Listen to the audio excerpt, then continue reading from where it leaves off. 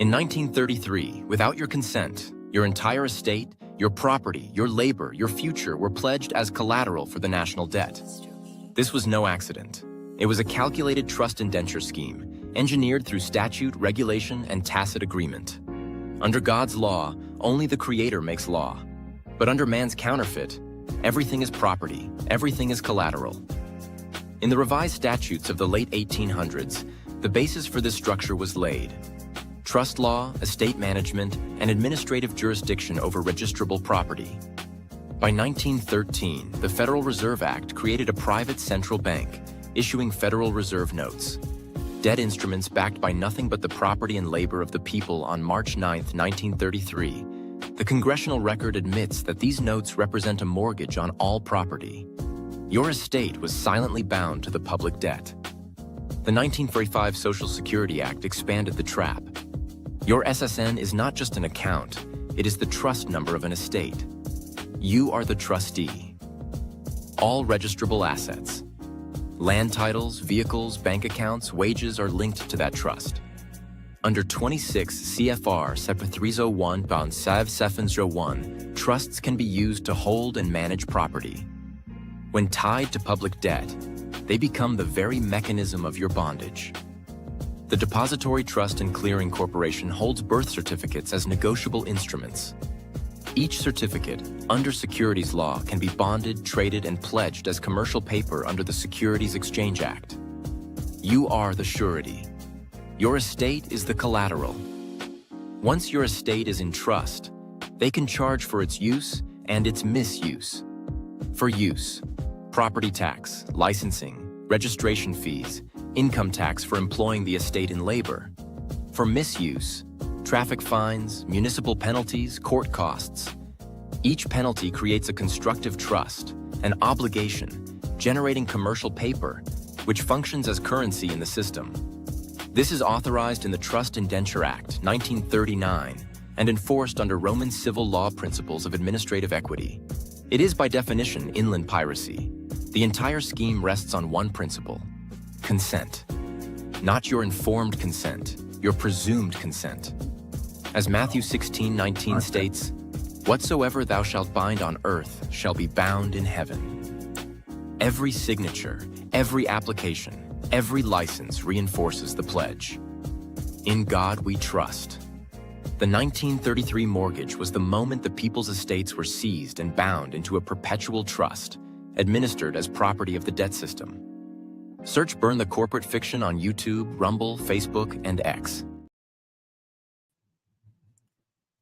That was quite interesting. I don't know if that glitched up for you guys, but that totally just freezed up. I had to leave the studio and come back in. Let me tell you something. They shadow banned that short into the void of YouTube content today. As soon as I put that thing out, it was sitting there for 45 minutes, didn't even get a single view, which is, it's not like, oh, we're so popular, but that's not even usual. So I'm like, hold on a second, pull that sucker off of YouTube and re-upload it. And then still same thing's happening. So I had to put out a post for you guys to even know that that thing existed. And then as Lawful Error pointed out to me earlier, he said, hey man, that thumbnail's not catchy. Well, YouTube also doesn't let you pick the thumbnails. They choose it for you. So they definitely do not like that one. And if you know what's going on and you watch that, you know why they don't like that one. That's a very concise explanation of the trust indenture system. I'm glad you were able to see it. Trustee of the Most High says that, yeah, he was able to see it. Mr. Tahiti says that the shorts are breaking through the fog of indoctrination. Keep them coming. Thank you, man. I appreciate that. I'm glad you guys enjoy them. They definitely are a labor of love for sure. And the video generators that I use are not always very cooperative. So it's pretty much, it takes only a little bit of actual work off of the creator. So with that being said, welcome to Burn the Corporate Fiction, ladies and gentlemen. I hope everybody's evening is going well. Obviously, I said hi to Mr. TD and Trustee of the Most High, who are both in the chat right now. And to everybody else watching, good evening. Today, or tonight rather, we are going to go through what we were going to go through last night, which was the Constitutional Con. Now, I have to give a disclaimer. I came across this document a long time ago, years ago, I would say probably like 10 or 11 years ago. And, for somebody who was where I was at in learning the law, it was very profound, and it still really is. And it was a thread of the tapestry that, once you pull that thread, the whole thing unravels. So it was one of those types of threads, and that's why I want to share it with you in case you've never heard of it. But I'm going to prove what is provable in this. There is some conjecture, most of which I agree with, actually, based on my research. And then there's some things I actually disagree with. And so we're going to go through this. I found some other documents that may be of interest to you guys. So before we even go any further, let me go ahead and link this in the chat for you. So essentially, the overview of what we'll be discussing tonight is that the framework of government that saw us through a war with the greatest empire on the face of the earth, that being Great Britain, was too strong to be penetrated by the subversive interests that were here in the United States that had intended to use this place the entire time to give the corporation sovereignty. See, prior to the creation, if you guys have watched the last several streams, and some of the shorts, that prior to the creation of this republic, there was no sovereignty there was no nation of people who held the sovereignty. The sovereignty was always with the monarch generally, right? Or some other sort of emperor, same type of figurehead. And the companies, when they began to be made after the model of the church, coincidentally, like the Virginia Company, East India Trading Company, I believe was the first one in 1600, and correct me if I'm wrong, anybody watching. But 1600 East India Trading Company was the first one. And all of these companies had to be chartered by sovereignty, by the crown, right? And so they were issued letters patent. And even today over there, they're listed in the Companies House.uk. So it was necessary to create a nation where the sovereignty could be usurped to give the dead sovereignty, right? So the whole idea was, okay, we have to give these rabble, these peasants their sovereignty so that we can then use their ignorance of the law and finance to usurp their sovereignty through contract, create corporations and give that sovereignty to the corporations so that corporations are literally on par with monarchies. And that's what they've done. And now they're in the final phase of their plan of basically moving the corporate oligarchy into the digital age, where you become one with the legal fiction, the trust that they've created for you to step into as a creature of the corporate state and be under the control of man. Because as I say all the time, man cannot make law, never could, never will be able to. Man can only regulate the use of property, and that's under administration, and regulate commerce. Can regulate the use of property that the state has under, or the crown has under administration, and only if it's under the administration. I want to explain this brief point to you guys. When something is public property, it's subject to regulation by the public. And it's easy to think, and I'm sure that Trustee of the Most High, Mr. Tahiti, and some of you listening already know this, that public is synonymous with government. It's not the people, never has been. The public is synonymous with the government. The private is where the people live, above the public and outside of the public. Okay. And when somebody's living in the private, the public policy is unconcerned with them. In fact, it could not be concerned with them if it wanted to be. So they moved you into a position of public chattel trustee. And that's what the 14th Amendment is.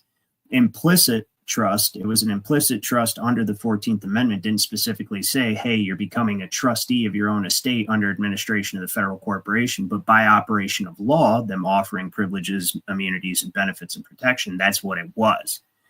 And that's why they had what you could call, it's not called, but the power of attorney, the ability to act on behalf of those they are administering and mortgage your estates to the central banking cartel. And it's a very important point to fully comprehend. So without further ado, public, exactly. Like Trustee says, public is basically parks, metro bus, service, etc. Crystal clear. Yeah, exactly.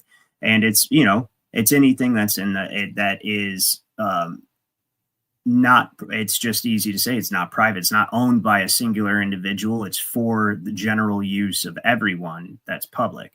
Well, the 14th Amendment citizen, by taking away your access to lawful money, your ability to own property, and placing you in the position of an infant chattel trustee of your own decedent estate, they've barred you from having access to law and basically placed you in a position where you're stuck in the public at all times because everything is regulated and administered by the public.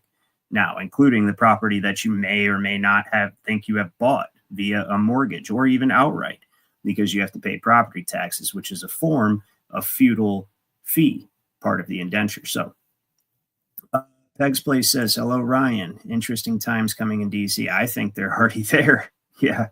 I think when you deploy the military on your own soil, right? Well, I mean, technically that is foreign soil to us, and obviously to you, because I believe you're in Australia, right, Peg's Place? But it's they're talking about expanding it to Detroit, even to New York, to LA, and basically, yeah, it's martial law. There's no other way you can look at it. Legally, that's absolutely what it is.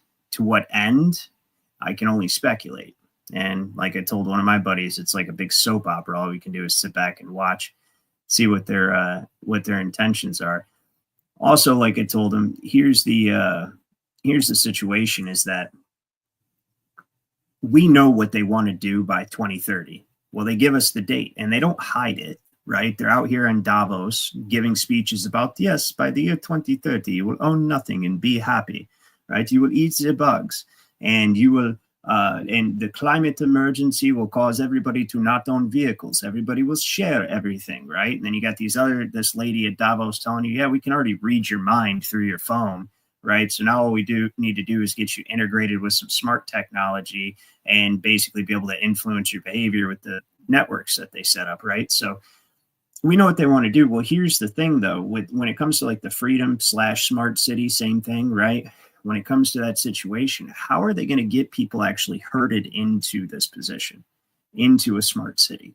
Or Freedom City, whatever. If Freedom City makes you feel better about being tracked, traced, and governed by artificial intelligence, call it a Freedom City. I don't care. But it's the same thing at the end of the day, no matter what. So it'll just be operated a little different.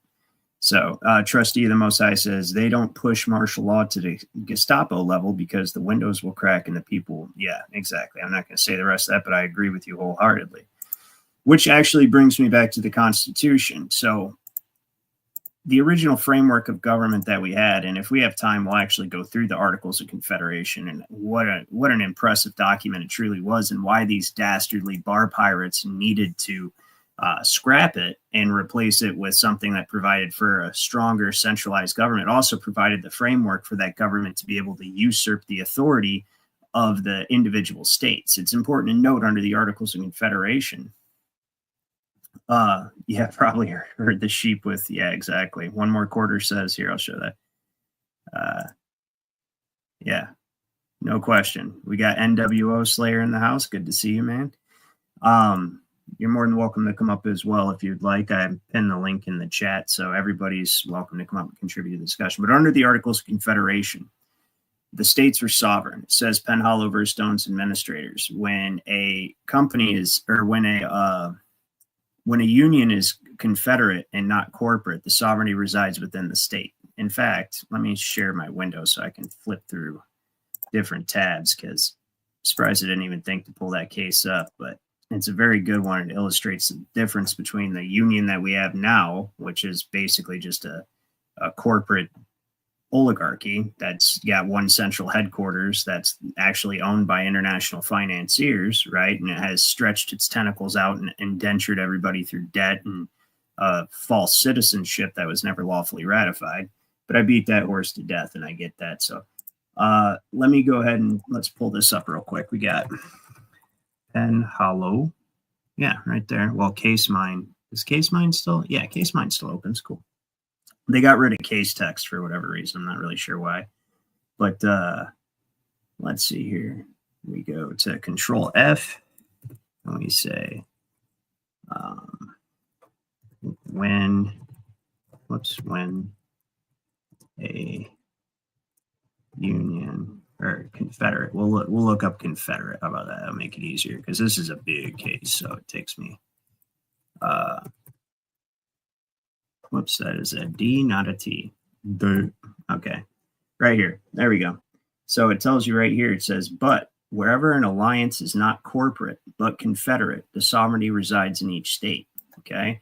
And now the state retained all powers which she did not expressly surrender to the Union. A state cannot cease to be sovereign without its own act, nor can sovereignty be asserted but upon a clear title. And that's an important aspect too. Nor can sovereignty be asserted but upon a clear title. Well, what did the Emergency Banking Relief Act do? Well, actually, the whole thing about the United States Corporation, it has never had a clear title. It was in debt to the bankers for the Revolutionary War, in debt to London from the beginning. Not to mention that, but also the Prince George, the arch treasurer and prince elector of the Holy Roman Empire, who just so happens to also be the King of Great Britain and the United States.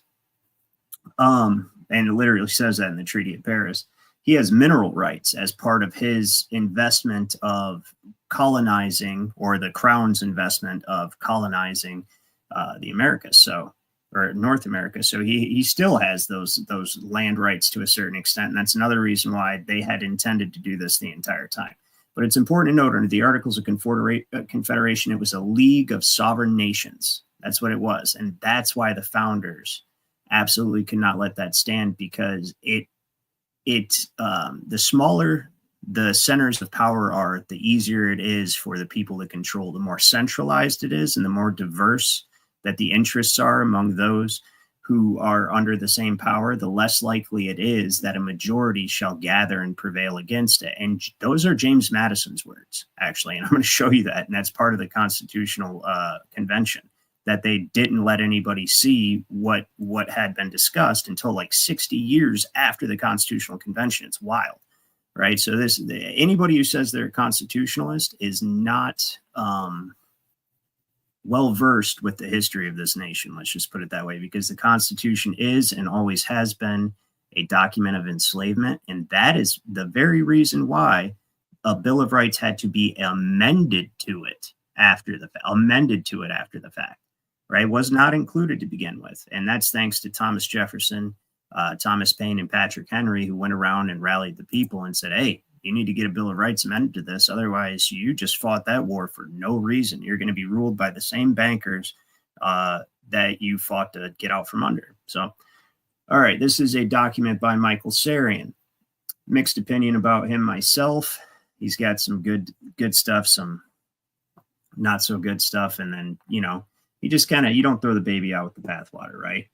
So we start with the U.S. Constitution, obviously, was created on September 17th, 1787, and ratified behind closed doors on June 21st, 1788. Now, the importance about that date, June 21st, that's the summer solstice. This is part of that solar cult thing, the cult of Osiris that I was explaining last night. It fits right in. They made sure that they ratified it on the summer solstice, right, in honor of Osiris, of the sun god, right? So another interesting thing about the Constitutional Convention, or the ratification process, is they ratified it by conventions and not by the vote of the people directly, like the Articles of Confederation. So the people weren't even allowed to have a say in whether or not the original government was going to be replaced, and people were pissed. That's why you had the Whiskey Rebellion right afterwards, Shays' Rebellion, which George Washington then got to use his newly found federal authority, as Trump is now, to march the Continental Army right in there and stamp out that rebellion, like with just straight martial law brute force, as we are seeing now. That is a constitutional pleasure that the presidency enjoys because of this situation we're talking about tonight. So, all right, Theo's in the house. Good to see you, man. So 39 of the 55 delegates attending the Philadelphia Convention signed the document. That means 55 out of the 55, only 39 actually signed it. The rest of them left. They're like, fuck you. No. So their con job is evident from the very first line pen. And this is all true. I didn't bother pulling up the Constitutional Convention and showing you that it's true, because this is very easily verifiable stuff. The stuff that I pulled up to verify for you is the stuff that's a little bit more beyond belief. And, of course, as always, from authoritative sources. Legally, the people mentioned are not sovereign beings, but willing slaves who have been granted the illusion of freedom. It's also interesting to note that I believe it was George Washington, sat in a chair with a half sun on the back of it while they were discussing this convention. It was either Washington or Franklin, but there's the head guy sat on sat in a chair that had a half sun with guess how many rays? Like we were talking about 13 colonies, 13 states, 13 pieces of Osiris. There was 13 rays, with the 14th supposed to be the one sitting in the chair representing Osiris, right? Or representing the phallus of Osiris, the seat of authority, that artificial authority over the dead. This was their intention the entire time. Now, Michael Sarian calls it an Adonis cult. This is because I believe he's controlled opposition to a certain degree. Good evening, Sergeant Frog Dog. Good to have you, man. This is because I believe he's controlled opposition to a certain degree. He calls them Atonists. The truth is they're Satanists, or you can call them Saturnian, or you can call them the death cult of Osiris. You can call them whatever, the cult of the black cube. However you choose to look at them, he calls them Atonists. So when I say Atonist in here, just replace that word with Satanist, because that's what they are, right? So, all right, so he says, legally, the people mentioned are not sovereign beings, but willing slaves who have been granted the illusion of freedom. Well, that happened down the road when the Constitution was ratified. It's important to note, legally, lawfully, they had to give the people their sovereignty in order for their plan to work, to be able to allow the corporate dead entity to usurp that sovereignty. Okay, they had to do it. So, you'll see in here, they start to mention that, like, oh, well, the people they're talking about was the aristocracy. We'll wait till we get to it. So, from an occult point of view, the Constitution was ratified on an Adonist festival day. It's actually just it's a solar cult, festival day, June 21st. It is therefore patently solar cult. Yeah, exactly. Like he says, solar cult document. This is because the date of ratification, June 21st, is the day the sun proceeds to the highest point, the zodiac, 100%. Benjamin Franklin, James Madison, and Alexander Hamilton were three of the men who framed the infernal Constitution and pushed for its ratification, which Jefferson actually shared that same opinion of it. Their document served the American aristocracy, not the people. That's a fact. Now, this guy was a member of the Hellfire Club. James Madison, I actually didn't know how dastardly this guy was until I read a document we're going to get into, which was basically the debates in the Constitutional Convention that they released decades afterwards, and then, of course, redacted a bunch of stuff out of it. But this guy, Alexander Hamilton, is one of the biggest pieces of shits in American history, right? He is the entire reason we had a First Bank of North America. He's the reason that we had a First Bank of the United States, and he's ultimately the reason why a Federal Reserve System was set up. And of course, he supported the Constitution. Of course, he did. Unfortunately for him, he was talking crap about Aaron Burr, who was Thomas Jefferson's vice president, at a dinner party. And Aaron Burr caught wind of it and challenged him to a duel, and Hamilton lost. And his exit from this world was not pleasant. So it took a while. Hey, we got John O'Faz. Good to have you, man. Nice to see you. So, in fact, the document was never put before the people for ratification and was openly opposed by the majority of men and women in the original 13 states, 100%, who resisted coming together to form any kind of unified union. Facts of this sort have been deliberately concealed through the decades, but are now openly accepted by some mainstream American historians, such as Joseph Ellis and whoever, right? But here's the important thing to realize: when this document was written, like I said, I had come across it 10 years ago, and it was already old by then. Actually, was it 10? Yeah, it was probably about 10 years ago. And it was old by then. So it's much more commonly known now, thanks to the availability of information in the internet superhighway. So the constitutions were guileful traitors whose attendance at the Philadelphia Convention was kept secret for an entire generation. Their documents served to leave the door of America unlocked and ajar for the Bar Association, specifically, who's basically Satan's minions, worked directly for the cult of Babylon out of Rome. And they're in the old Templar Church in London, the Inns of Court, that control the Bar Association. So they are the ones who set up this artificial system of dead governance, of legal fictions, right? So No central bank could be installed in any nation without the Bar Association to create the legislative framework necessary for that to take place. And then, as inevitably the bankruptcy happens of that corporation that pretends to be a nation that's taken everybody underneath it, the bar members legislate the bankruptcy and the administration of property afterwards. And it's the same in every nation. The Bar Association is the greatest enemy of mankind, and please understand that this is true. They are not your friend. I'm not saying everybody in the bar knows what they're doing, but the ones that work in the court systems, absolutely. And they are evil. They are the enemy of mankind, 100%. They serve the beast. So, so it left the door of America unlocked and ajar, so the country's foreign enemies could surreptitiously re-enter in the days and years following the supposed War of Independence. The hypocrisy and duplicity of the Federalists is responsible for the modern neo-imperialism. I would call it modern neo-feudalism is actually what it is.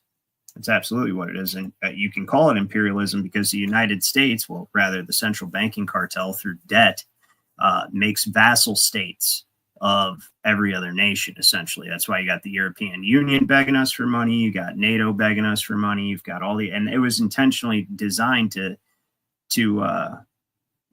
make the United States the welfare daddies, because they intended on setting up the security system that would ultimately pull everybody into the legal underworld as a legal fiction trustee of their own estates. They intended to make that headquarters here the entire time because they needed the corporations to usurp the sovereignty. So I hope everybody watched the last stream I did, so this stuff, I don't have to recap all of that, and this makes a lot more sense if you have watched yesterday's stream. All right, so the hypocrisy and duplicity of the Federalists is responsible for modern neo-imperialism and advent of so-called New World Order. In our opinion, these men are little more than British agents, because King George himself, who declared eternal war on America, which he did, could not have done so much damage to America as their actions wrought. These three right here: Hellfire Club, banking stooge. This guy hates you. He hates poor people. You'll see this in a few moments. Such a tyrannical future where property rights would be ignored, where a massive standing army would lurk unchallengeable, and where congressmen would hold office for life, where ruinous treaties would become commonplace, where presidential powers would make Nero jealous, where gold and silver would vanish from circulation to be replaced by the worthless notes of a private banking conglomeration. Now remember, they're not worthless. A lot of people get that confused. They represent a mortgage on your estate. So they represent control over the 14th Amendment infant. That's very valuable to the right people, right? So these right here, let's see what you guys are saying over here. He says, traitors to mankind. Yeah, traitors of mankind, betraying their own. Yeah, exactly. I agree with you. And yeah, like, share, and subscribe, man. I know that when we go through these historical analysis, sometimes it can get a little bit boring, man, but if you want to learn this and you want to free yourself, you have to know what's really going on so you can know what to do, right? So all right, let's see here. Yeah, so make Nero jealous, and gold and silver would vanish from circulation to be replaced by worthless notes of a private banking conglomeration, and where the grasp of taxation would actually reach into the common laborer's paycheck. You have to understand how unbelievable something like that was, even to the colonists prior to the Revolutionary War, that somebody would be able to reach in and take your money before you even got it, right? Your labor, you worked, right? You put in your sweat equity to acquire something, and to think that an entity could reach in and take a portion of that before you even receive it, not even bill you afterwards, just take it before you even get it, is insane, and would never even be thinkable to the men who fought the Revolutionary War. They couldn't even dream of something like that. It is insane. I've actually got another document I'll show you guys in a little bit from a libertarian candidate, which I'm not a big fan of the libertarians, except Ron Paul. He's all right, but not that they're bad. I just think they're fake. You know, they still want they still don't want, like, unless people are talking about getting rid of the 14th Amendment, you're not talking about solving the problem.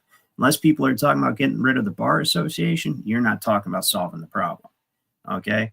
Unless people are talking about, well, you know what? If you get rid of the 14th Amendment, the Bar Association and the Federal Reserve go down, done. Like, that's the one Jenga piece. You pull it out, the tower collapses. I say it all the time, and it could not be more true. We've got AB normal, abnormal. Good to see you, man.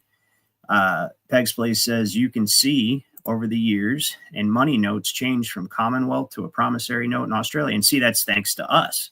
They were able to do that thanks to us. When they standardized, they started the trust indenture system here throughout the 30s, obviously with the mortgage of the estates of the 14th Amendment citizens. And then they built up their security systems. You had the Securities and Exchange Act of 1933, or the Securities Act of 1933, the Securities and Exchange Act of 1934. If I do that, I might have got those years 1 year off. It might be 34 and 35, but it doesn't matter. You can look them up. There's only one. Then you had the Trust Indenture Act of 1939. Then you had the Housing Act, or well, the Housing Act came later. You had the Investment Company Act, which turned the United States citizen as an estate into basically a widely held fixed investment trust where multiple entities could create attachments, and it was an investment conduit, basically, like a REMIC almost, right? Real estate mortgage investment conduit, except for you're not real estate, you're just an estate. So they called it a widely held fixed investment trust. They could create attachments and generate their own commercial paper. Well, even though they took us off the gold standard in the 30s, domestically with the Emergency Banking Act and the Gold Confiscation Act, we still had to pay our debts internationally in gold, right? But we just basically counted on, or the Federal Reserve basically counted on not having to pay them because the banking institutions pretty much controlled, every major nation that we did business with. So, but by the 60s, right, and 70s, people were starting to want their gold. And so that's when they took us off the gold standard completely internationally and made a treaty with OPEC to back the gold with oil by saying, hey, listen, you only sell your oil for the Federal Reserve note, and in exchange, we'll protect you and we'll give you this, give you that, whatever else is in the treaty at the time. So what that allowed, that caused the Federal Reserve note to become the global reserve currency. Pegs. This is for Peg's Place and anybody else who's interested. And once it became the worldwide reserve currency, all the other nations' currencies were now pegged to it. Okay, which allowed them, right, which was pegged to the Securities and Exchange Commission, which was pegged to the trust indenture, which was pegged to the mortgage, and allowed them to indenture their citizens, right, by mortgaging their sweat equity as collateral and then switching the currency over to notes as well. It standardized the system of trust indenture debt slavery across the world is what that event did. So it was quite clever in the way that they did it, and also got out of paying their debts internationally in gold. So let's see. Last silver coins were in 1966 here. Yeah, well, that's about the same for us over here. They had minted some Kennedy coins in silver. But yeah, anyway, that's neither here nor there. So, well, let's see what you say. He said, Pegs, I have traveled to several countries like Cuba and Dominican Republic. The IOU are theirs. Well, okay. So the way that the IOUs are there as well is they also, while they were simultaneously standardizing the system amongst the developed nations, for the third world nations who didn't really have much of a demand for oil and other resources and stuff, it was important for the bankers to get those nations industrialized. So they hired what was called economic hitmen. And if you guys ever get a chance, read this book called Confessions of an Economic Hitman by, I think his name's Dave Perkins. Very good book. And basically it was like private CIA, like a CIA asset, not technically CIA, but an asset. And what they would do is they'd go to these third world countries like you're talking about, Trustee, and they would basically go to the leader and they'd be like, hey, you guys could use some infrastructure around here. You could use, some plumbing and electricity and, municipal services, garbage, stuff like that. It's time for us to modernize you. So how about this? You take out this massive loan from the World Bank, and you can only hire American contractors, and we'll set all this up for you. Now, if that country's leader said no, Then the CIA came in, and that world leader was, ceased to be a world leader.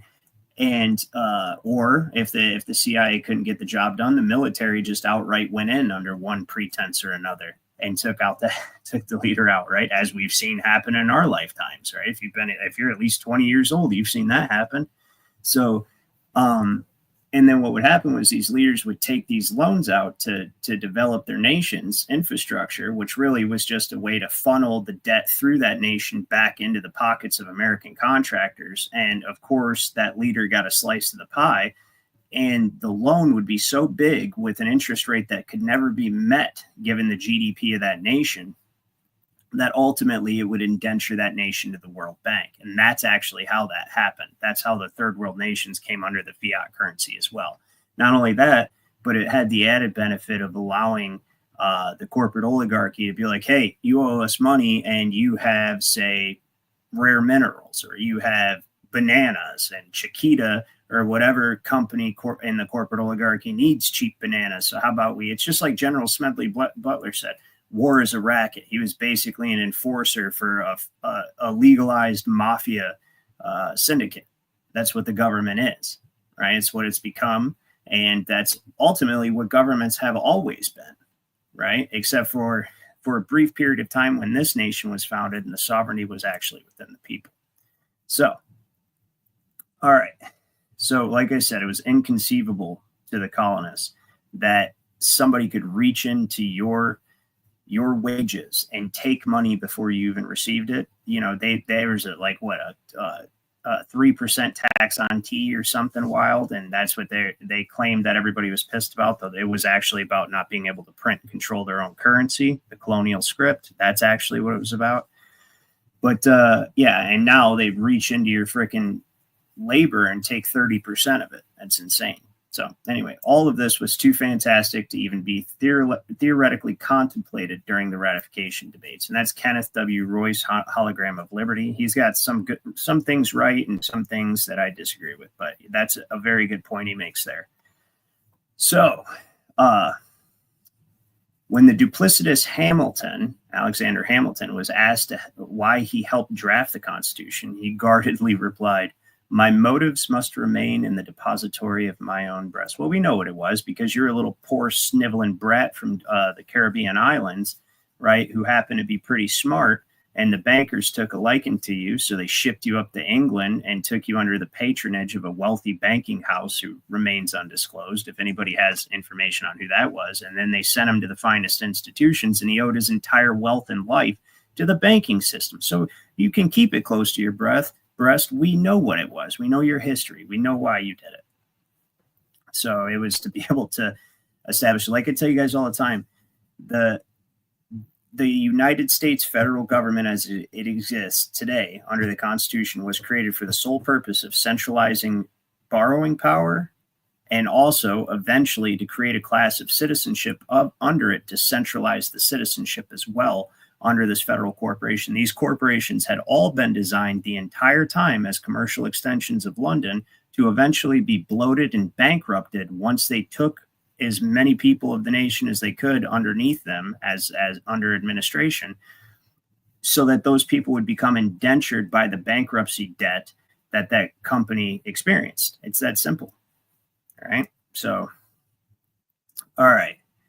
He was but one member of the Philadelphia Convention who secretly resented the independence of America, for sure. One perceptive dissenter realized this and wrote, "The Continental Convention was composed of some men of excellent characters, of others who were more remarkable for their ambition and cunning than their patriotism, and of some who have been opponents to the independence of the United States," right? And that's a dissenting address from the Pennsylvania Convention, which is in some of the books. All of this stuff's in the collection of books that I'll link to you guys later, and you can search at your leisure and find all of this, because I did verify this is actually the case. So James Madison is considered the father of the U.S. Constitution.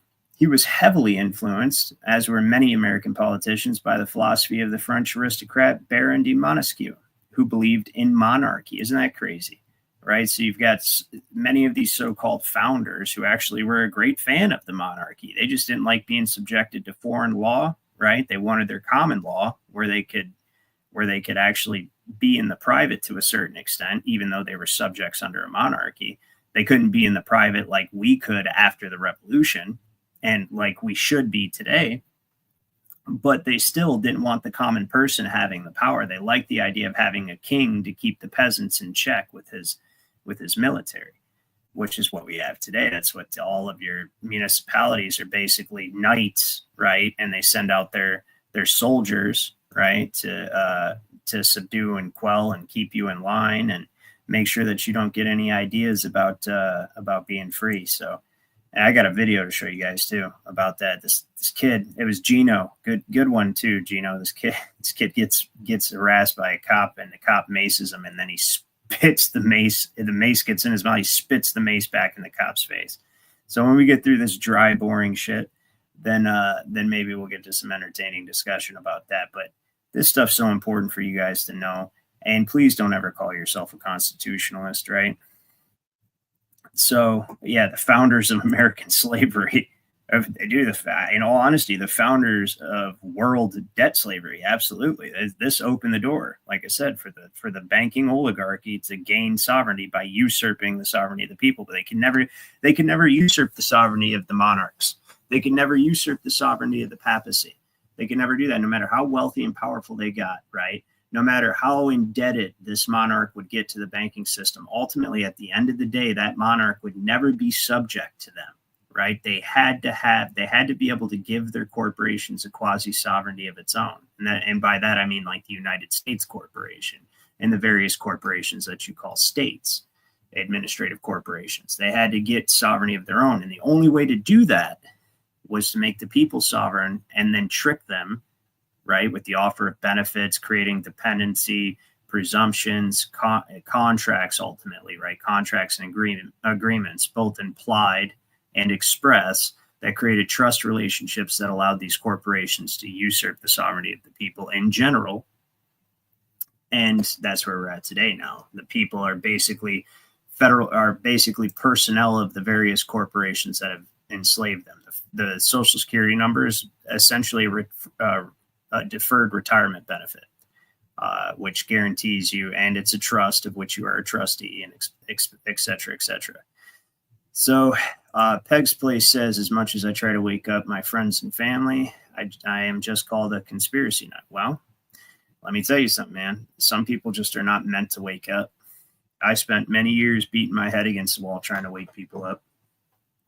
And eventually, and it was a source of a lot of misery and contention for me. And eventually I just realized one day, you know what? They're not meant to know it. They're not meant to wake up. And I'm going to try to enjoy these people outside of what I know, like maybe other things in common, maybe like to shoot pool, maybe like to do that type of stuff, but, and just kind of avoid watching movies with them, avoid talking about, current events and stuff. And just kind of, it's about the best you can do. Because other than that, if they're meant to wake up, their eyes will be opened. If not, then nothing you can say will wake them up. All you can do is plant a seed, and either it's going to grow or it's going to just, fizzle out. And that's all there is to it. But that's just my advice. What do I know? All right. So, all right, let's get into this. So these, so we did that. So James Madison was considered the father of the Constitution. Madison was also influenced by the writings of British empiricist philosopher John Locke himself, a major investor in the English slave trade through the Royal African Company. Madison was vehemently opposed to state independence and pushed the Constitution to keep the power out of the hands of ordinary Americans. He openly advocated the anti-Republican ideology and commented on how illiterate masses should be divided and controlled. Now, you see this quote right here?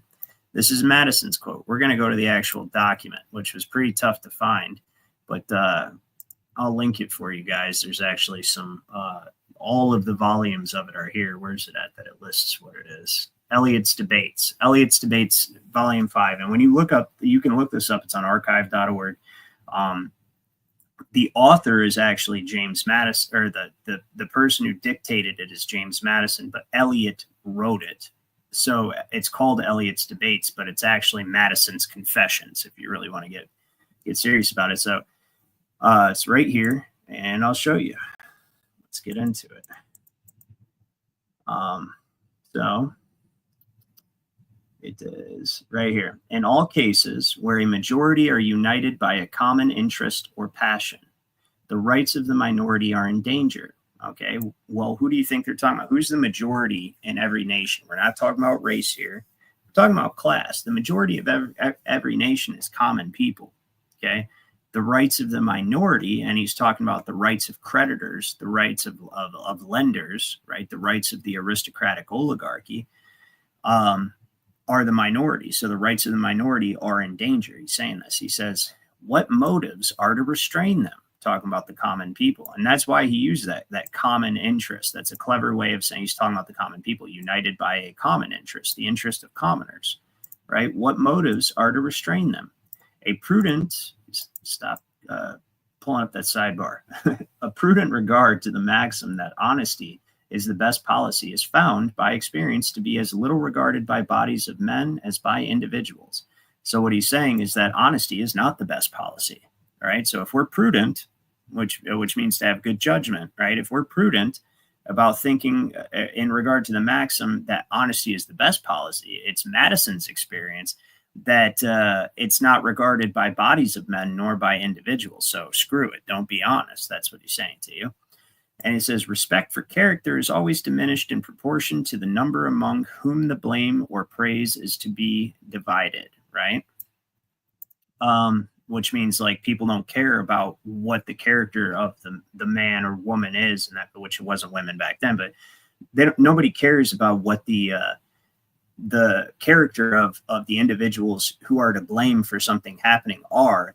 They don't care about that. Well, of course not, because what is your character if you're intentionally doing something like this in the first place, which is obviously your character, right? You're telling me you're not honest. You're worried about common people not respecting the rights of the wealthy. Let's get out of here, right? What are the rights? Let me tell you something. There's not a single ultra wealthy, and I'm not talking about just your normal rich men who work hard and make $1 million, $2 million bucks or whatever. You can call those people rich if you want, but they're just one generation away from being poor. We're talking about the wealthy people, right? The multi-millionaires and the billionaires. And those people, every single one there's not a single one among them who does not take advantage of other people, period. And to a significant degree, right? Especially probably through usury and various types of negotiable instruments, ultimately is how they build their wealth, through indentures, or like in the case of John Locke, through the slave trade. Though he does have some great writings on law in general and common law, and he was a good jurist, but he just obviously, like Madison, didn't give a shit about other people actually being free as long as he was wealthy and comfortable. So, all right, here we are. The only remaining tie is known to be inadequate in individuals. In large numbers, little is to be expected from it, right? So, so it says conscience, the only remaining tie, is known to be inadequate in individuals. In large numbers, little is to be expected from it. So he's saying that even just in the individual, conscience and like good judgment is inadequate just in the individual. Now, when you get a mass of people, right, little is to be expected of it. It's the same thing that like Tommy Lee Jones says to Will Smith, and he's like, you know, the person is smart, people are dumb, panicky, and you know, all whatever he said, he's like, and you know it. That's actually something I agree with to a certain extent, but not like this. I believe in individual liberty. Nobody gets to be like, you know, I'm worried about my wealth, so I think that I should have absolute regulatory control over you. So I'm going to draft this infernal document in lieu of what you just risked your life for, lost family for, and all that stuff, so that we can eventually re-enslave you down the road. Again, if you're just tuning in, this is James Madison, who turned out to be quite the scumbag. Also the father of the Constitution.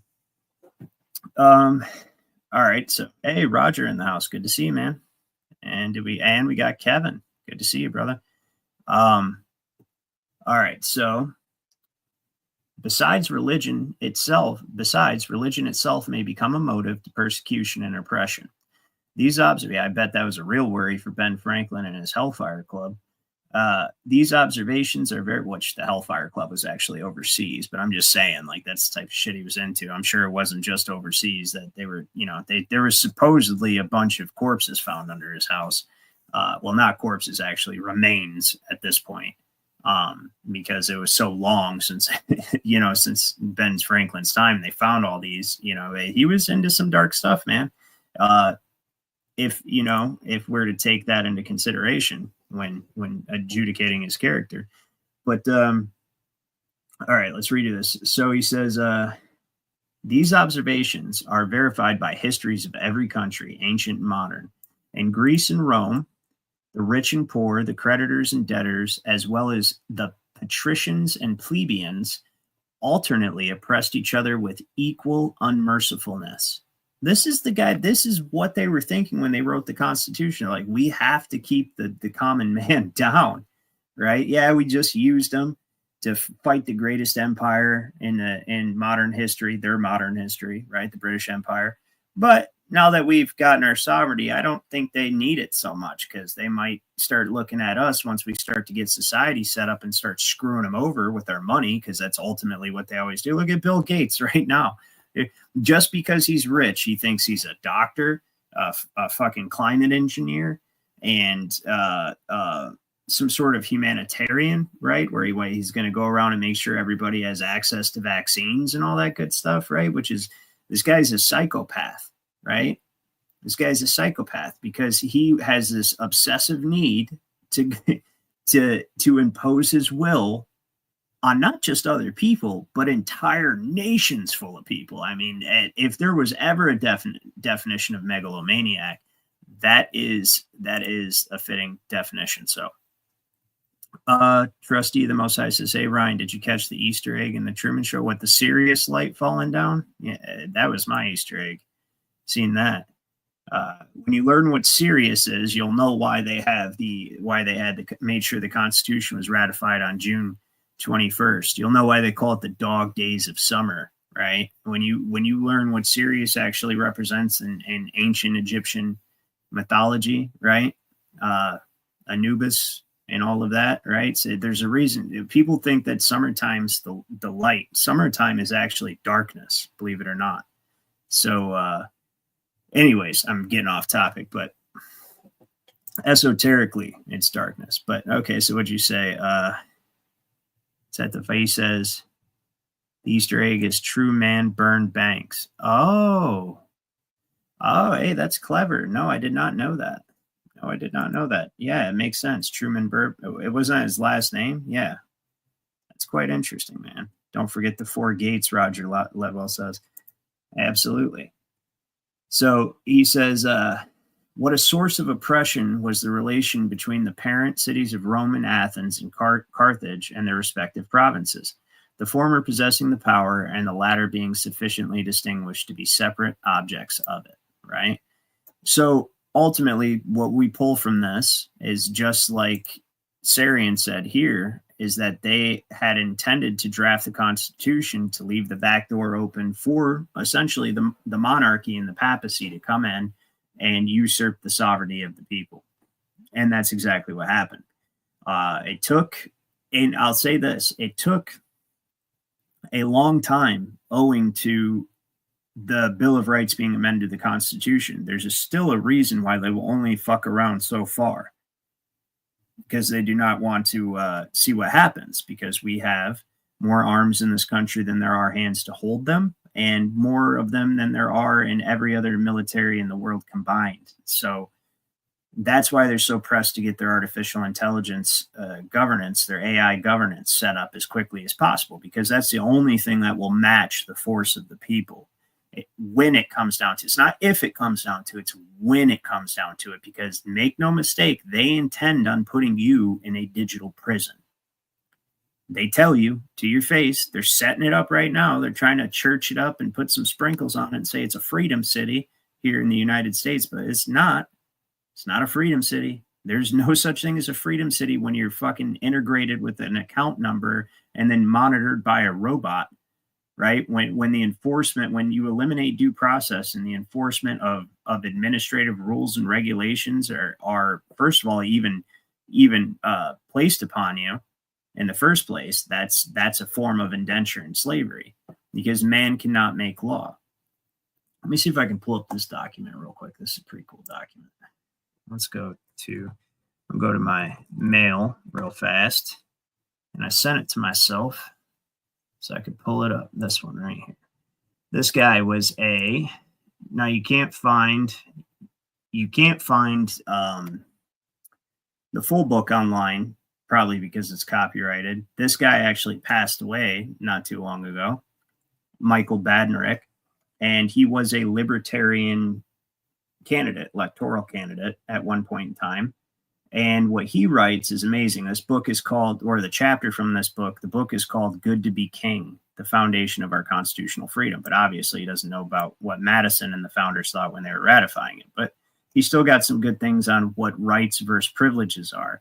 This is so important to understand. This is what I tell you guys all the time, because man cannot make law, can only regulate commerce and property that comes under his administration via some form of incompetence or presumption, or some form of presumption of incompetence or infancy, right? Or intestate, meaning there is no will, right? So the most important concept in the book, blah, blah, blah, right? Hold on, let's get to where we...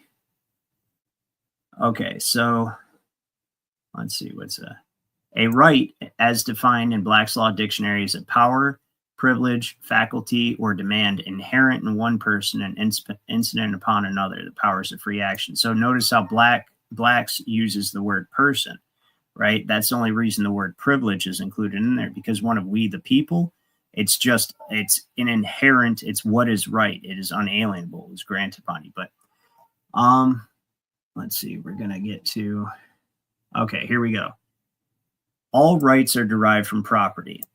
Every right implies a responsibility, and the only limitation on your rights is the equal rights of others, right? Not civil rights. What it means is my rights end where your rights begin, okay? I can do whatever I want with my property. Notice the first section here. All rights are derived from property, okay? That's a fact.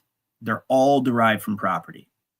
They're all tied to property. Your relationship to property determines your status, right? So just like, well, this is settlement. We had estate was up here. It's right here. Okay, estate, right? In Latin, it's called status because it signifies the condition or circumstances in which the owner stands with regard to his property. So when you hear people all the time saying, correct your status, right? That means reclaim your estate, take it out from under administration, and have the superior claim to the property that is within your estate, right? Have a superior claim to your estate in general, because your interest in property is also called an estate. Like if you and I share interest in land, I can say I have such and such estate in this land, but it's under privity, and I only have equitable privileges towards it that can be enforced in a court of equity where the judge is God, because I don't have absolute ownership over it. If I have absolute ownership over it, right, then I have a perfect title in regards to that property. Damn mosquito. Anyway, I have perfect rights in regard to that property, and I can enforce those at law as a sovereign here in this republic. Okay, so the only way that you're subject to man's law is if your property is under administration. That's it. Let's get that clear, okay? And just like this guy says, all rights are derived from property. Every right implies a responsibility. That's why the word allodial comes from the Viking all oath, right? It's basically mixing your blood. What they would do is mix their blood with the soil and swear an oath to take care of the land, and it belonged to them and their heirs forever until they decided to alienate it or abandon it, right? That's just is what it is. And so obviously the English learned that, and the nobles all the way up till William the Conqueror had allodial title. And then the way that William the Conqueror took control of the title was able to make law regulating them was he took control of all the property via the Doomsday Book and then gifted it back out. And I'm pretty sure this guy actually talks about what I tell you all the time of that situation. So, and the only limitation on your rights is the equal rights of others, which means the equal unalienable rights, not the ones granted by government that are privileges. That means, like, as long as you do not injure someone else, then you are unlimited.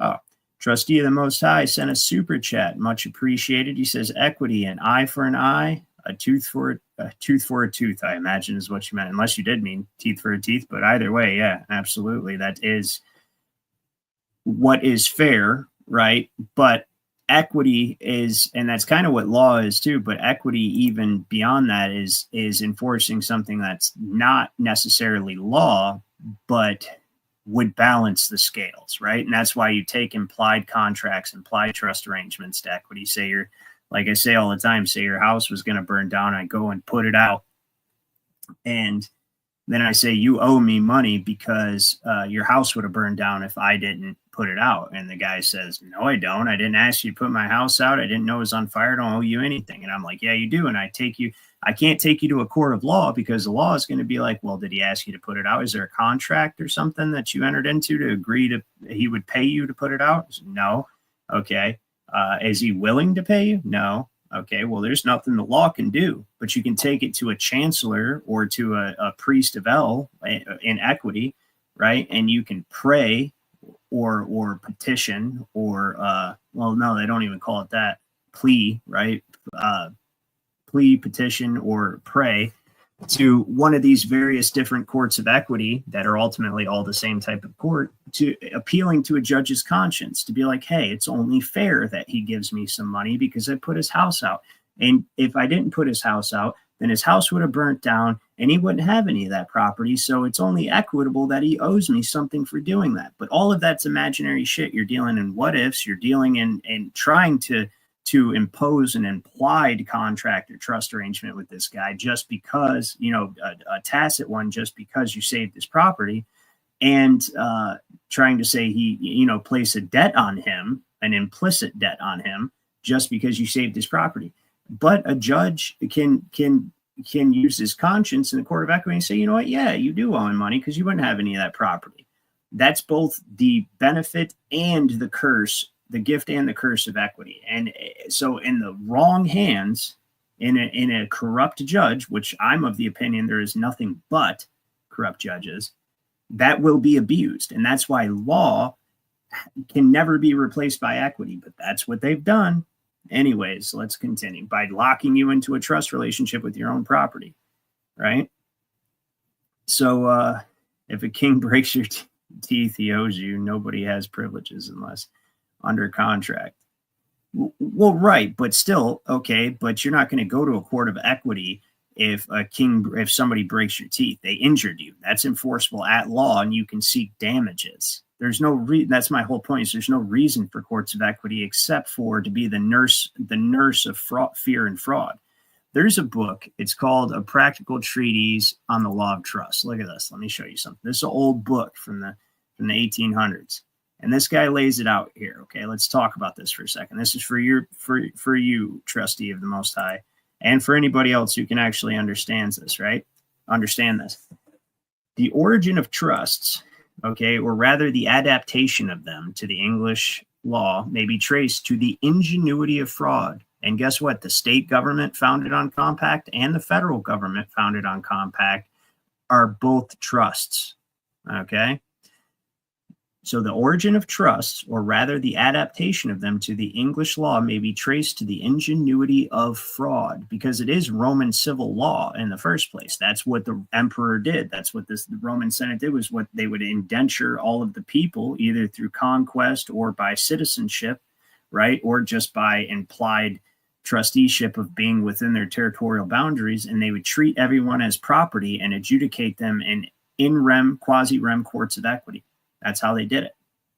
And that allowed their judges, or whoever it was that was dealing with the case, to act as a god and determine what they thought was right and wrong. That's what equity is what man thinks is right or wrong. It's not that what law is divine right or wrong. That's the difference between the two. So let's continue for a little bit. It says that by the interposition of a trustee, the debtor thought to withdraw his property out of the reach of his creditor, the freeholder to intercept the fruits of tenure from the lord, of whom the lands were held, and the body ecclesiastic to evade the restrictions directed against the growing wealth of the church by the statutes of mortmain, which prevented the church or any debt entity from holding land. And honestly, it's still that way today. That's grandfathered in under the common law. And that's why this reason trusts were created. So corporations, so non-living things can hold property. It's fraud, right? The dead things can't own anything. So no, we don't own it. We just hold it in trust, or we have somebody hold it in trust, or we have this entity hold it in trust, or whatever. It's bullshit. So, and then this right here shows you that originally the only pledge for the due execution of trust was faith and integrity of the trustee. Okay. But the mere feeling of honor proving, as was likely when opposed to self-interest, in an extremely precarious security. And what that means, I'll translate it for everybody because it's an old way of talking. He says originally just the word that a trustee was going to do what he was supposed to do in that trust position, when opposed by their own self-interest and greed, was a precarious security, meaning it was a very sketchy and shaky security, right? It was like what enforcement mechanism was there for this trust? And so John Waltham, Bishop of Salisbury, of course, it's a bishop, right, of Salisbury, a chancellor, because it's always been controlled by the church. Trusts and trust relationships and courts of chancery and equity have always been administrative courts, which is trust. That's what running a trust is called, administration. That's the only way that word minister, there's the word minister, administration, right, has always been run by the church.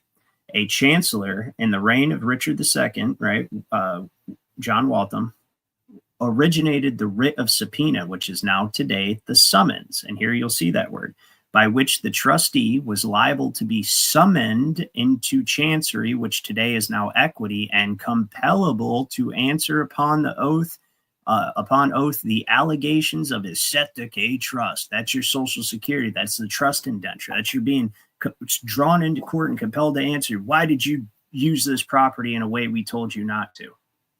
And why did you use this property without permission? Well, because I bought it. No, it doesn't matter, right? Because you did not buy it. You purchased it with negotiable instruments that have strings attached to them. And those strings are the mortgage of your sweat equity that requires all of your property to be held in trust and used as collateral. And that's what they're compelling you in there for. Why are you not letting us use your property as collateral? Say, like, you don't have a license plate on your car, right? This is what they're calling you in there for. That's what summoning is. That's what the whole trust system is and what it was designed for. I'm of the opinion, and I can trace it throughout history, that they had intended to extend this system throughout the whole world as the fulfillment of unum sanctum. That's why unum sanctum was created. So the concept of trust really started to get fleshed out on the western side of the world, in England and stuff, from 1066 all the way till Pope Boniface finally was like, okay, cool, we've got this set up now. Now I'm going to create the world trust to blanket over all of these other trusts that we've been creating. And then through the other papables, Attorney Regis and Dum Diversus, they have been spreading that net of trust indenture out throughout the world via the commercial corporation, the commercial extensions of London, the Virginia Company, East India Trading Company, which became, and then the Hudson Bay Company, which became the United States and Canada, respectively, right? So I hope you guys are seeing this. It's straight witchcraft. Yeah. So Roger Lovell said the same with spirits, right? Yeah, exactly. Summoning. And then you appear, right? Living men and women don't appear, right? You arrive. You show it, you don't appear. You are summoned to appear in court. They're talking to spirits, dude. Yeah, of course they're talking to dead people, because this is the death cult of Osiris, like I was saying last night. So the death cult of Osiris. And yes, it is straight witchcraft. Absolutely. It's black magic. So the last thing I want to show you guys in this book, and then we'll hop back over to the other one, is this is the point about equity. Thus, in the words of an old counselor, the parents of the trust were fraud and fear. That's what created the concept of trust, fraud and fear. And the court of conscience was its nurse. What's the court of conscience? Equity, chancery. The court of conscience was its nurse. That's why I'm so against equity. And I hope you can see what I'm saying now, because the things that you're talking about the just, fair, eye for an eye, and all, that's law. That's the divine. Equity is what man thinks it should be. And the only reason he's allowed to do that is because he's adjudicating fictional things that are creations of man. The trustee, the United States citizen, the 14th Amendment citizen, is a creation of man. It's a role scripted for you. And that's really what these people are. They're the first playwrights. They're the very first playwrights, but they weren't writing for a play, right? They were writing for society. They playwright society in their image, in their own image. That's what they do. That's why Hollywood and the CIA and DC all work together, because it's all just one big Hollywood script. They playwright their new world order into existence. That's how they do this. Okay? So hopefully that was helpful for some of you. And so I've had some people, some trolls come on, which I don't ever mind, because I always say, prove me wrong. Or even better,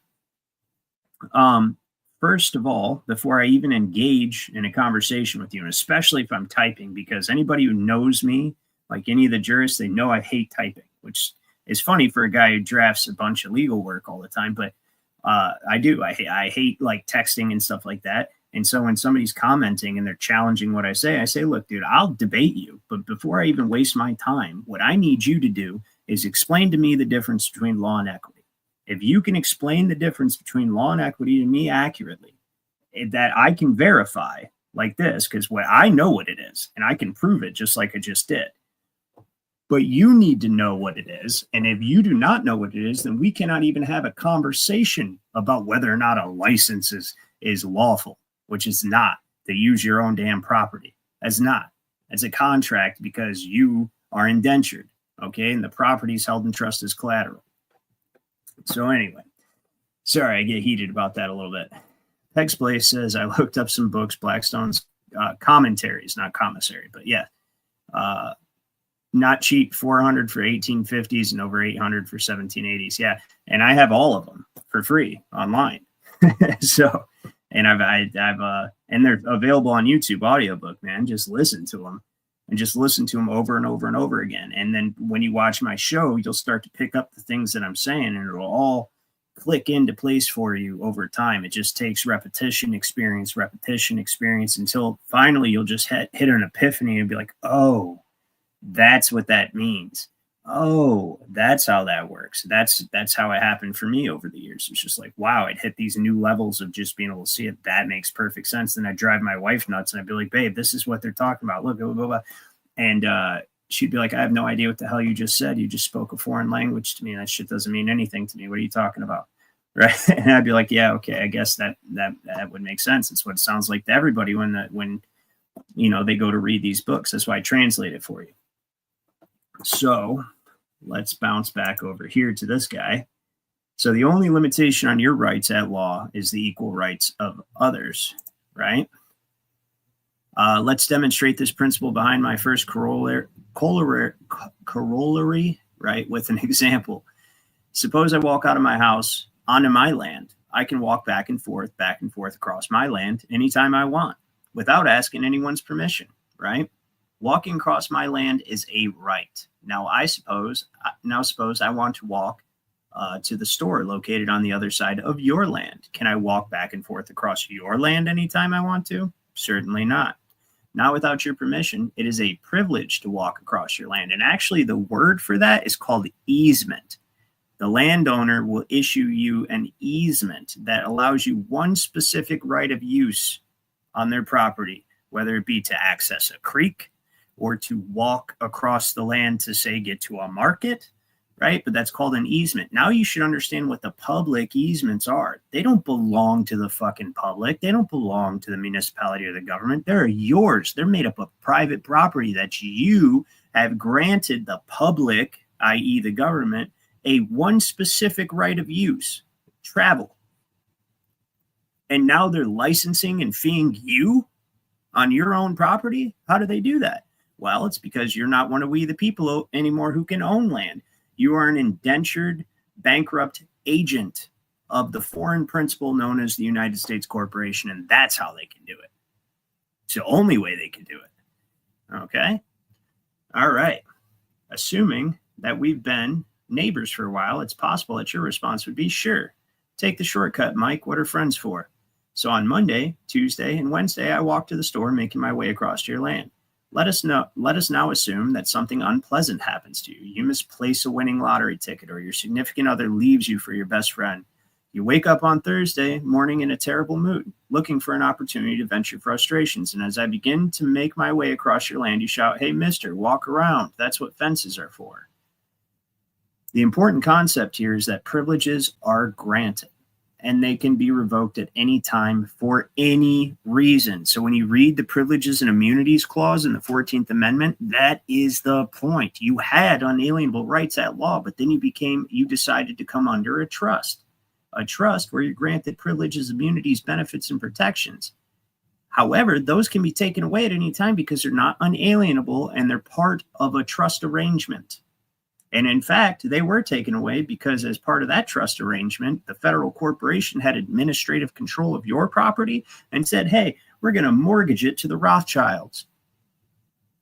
Okay, we're going to steal your gold at gunpoint, or the gold confiscation. And then we're going to mortgage your estate to the Rothschilds. And then you're going to be public chattel property that we fleece on a regular basis for the use of your own property, which is not your property anymore because you're public chattel property. It's federal. It's all under the United States, ultimately, the United States corporation." So once again, rights and privileges are opposites. And in fact, the enforcement of privileges often transgress the rights of others. So I'll add this little addendum to that is, say, take hate speech, for instance, right? So you've got these, and it's part of the Communist Manifesto. You've got these little minority groups of people, that actually wouldn't even exist at law, say like the Rainbow Mafia. You guys know what I'm talking about, right? And so there's a time where YouTube literally flags and shuts down your content just because you're saying a simple fact like, hey, maybe they shouldn't be reading to kids. Hey, maybe you shouldn't be parading down the road in assless chaps, right? Maybe that's not cool. Maybe I don't want my kids to see that stuff, right? And then, oh, that's hate speech. What? Well, that's because they're protecting those people's civil rights, which are privileges, and often go actually against the law and your actual rights. Isn't that amazing? That's what perfect communism is. Absolute trust indentures, absolute feudalism. That is perfect communism. The collectivism of property under central control, and the collectivism of labor under central control, where everyone's a usufruct of even their own body, which means you only have the right to use, and you use as you're told, and the government's your daddy. That's what the 14th Amendment was created for in the first place, and that's why the Constitution was ratified in the first place, replacing the Articles of Confederation, which were impenetrable. And we'll get into them in a little bit. So, property. This is the one-word answer to any question regarding the Constitution. Anytime there's a dispute about rights, the argument can be settled, determined. See, this guy believes in the Constitution. He doesn't understand. He didn't get that far, apparently. But he's very brilliant still because he understands that everything is in relationship to property. Everything to do with law or administration, man's law, has to do with property. And we'll keep it simple. Administration is man's law. Man cannot make law. They can only administer, right? So, which is kind of like Pharisees and Sadducees, right? Or even like what the clergy did, introducing Roman civil law into England's administering, the minister, right? So, I have the divine authority to do this because you're dependent on me. All right, so prior to the American Revolution, a man born into the proper family was thought to possess all of the land in England, talking about the king, and he claimed all the rights as well. The king could bestow privileges on the people he favored, and being king, he could revoke those privileges at any time. He could also have a person sentenced to death for any action he found insulting. And why? Because he controlled all the land. It wasn't that way before William the Conqueror, but William the Conqueror got the nobles to register their land. Register. Regal, Regis, the crown, register, give to the government. Give to government control. That's what register means. When you register something, you're giving the controlling interest of whatever's being registered to whomever you're registering it with. That is a fact. And it goes all the way back to 1066. Anyways, and I think he mentions exactly that's how it happened. If I remember correctly, I think that's one of the reasons to download. So I was like, oh, he knows. That's cool. So all his power came from his ownership of property. Exactly. All of his power came from his ownership of all the property. He wasn't making law, right? So when he has a person sentenced to death for any action he found insulting, right? Or he revoked or even granted privileges in the first place, he was not making law. He was regulating his property because he now had all ownership of property. That is all man can do, is administer property and regulate commerce. That's it. And it's only property that's under administration, not private property. When Christopher Columbus marched out of the water onto a beach in North America, he immediately proclaimed ownership of the entire continent for Queen Isabella of Spain. And guess how Christopher Columbus was able to do that? Does anybody know how Christopher Columbus was able to do that? What was it? 1492, he sailed the ocean blue, right? Well, this was ultimately owed to Attorney Regis and Dum Diversas. I forget which one came first, but it was basically the Pope saying, go out and conquer all the lands of the heathens for the church, you know, because they're heathens and they don't actually have will. They're no better than animals. This is the legal, like their legal justification behind it. The Rome's legal justification is these people are barbarous animals who cannot exercise free will. Therefore, they must come under administration. They must come under administration. That's how they still look at it. That you're a barbarous animal. You're a steak on the table by choice and consent, as it says in Silent Weapons for Quiet Wars. We got Scott NYC and we got Sketches. Good to see you guys. Yeah, well, eventually, he says, you understand the comment, but you couldn't be as fluent. Well, the whole thing and my whole purpose in doing this, whether anybody believes it or not, the reason I pour so much time, effort, and energy into this is because I want to make everyone as fluent in this as I am, because that is the only way things are going to change. Government's not going to fix it. Daddy Trump's not going to save you, okay? He's not. Okay, he works for the same bankers and oligarchs, and it's just the same thing. He just wants the United States to be the top dog instead of, say, like China. But they still all want the New World Order, digital slavery system, the whole nine. And they want to keep you as property, and they want to back their currency with your sweat equity. So it's a logical way to fund government, after all, as Mendel House said. So my point in saying this is only you are going to change this. Okay. Now, depending on your opinion about Trump, he may have bought time. He did. I think he did from Kamala for sure. But that's not going to save you. And he's still setting up freedom cities. Freedom cities, whatever. And he's still going to create an asset-backed digital currency that's going to be the forerunner to the universal basic income. And the way they're going to do that is be like, well, you're the asset that backs it, so we owe you a dividend. See, we're nice. We're better than the Federal Reserve. We're not the evil bankers. We're going to give you a cut of it, right? Because it's all of our company.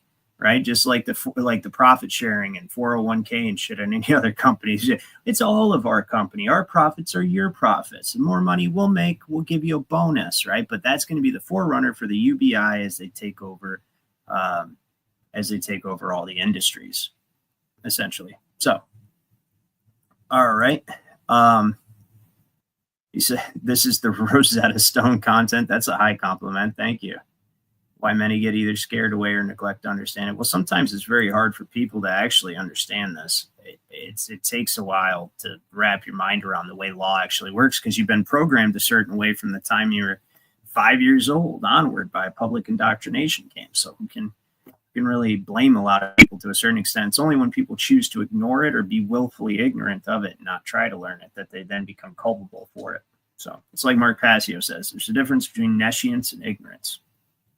Nescience is not even ever coming across the knowledge or knowing it exists. You just didn't know, right? You didn't know this is how I was nescient. I had no idea that this was even a thing. Then there's ignorance, where the knowledge is presented to you, and instead of looking into it, investigating it to either prove or disprove it, you just ignore it and go, nah, that's fucking crazy. Nah. No, now you're ignorant. Now you're no longer nescient. You're ignorant. So anyway. Subsequent settlers to Christopher Columbus would each declare ownership of the land for the royalty they felt they owed allegiance to. But see, the royalty was doing it for the papacy, so that's what's left out here. The king's power and prestige was directly related to how much land he possessed, which explains why human history consists almost exclusively of continuous warfare. Yeah. Well, no, actually, no, because we know why it consists of continuous warfare. The bankers.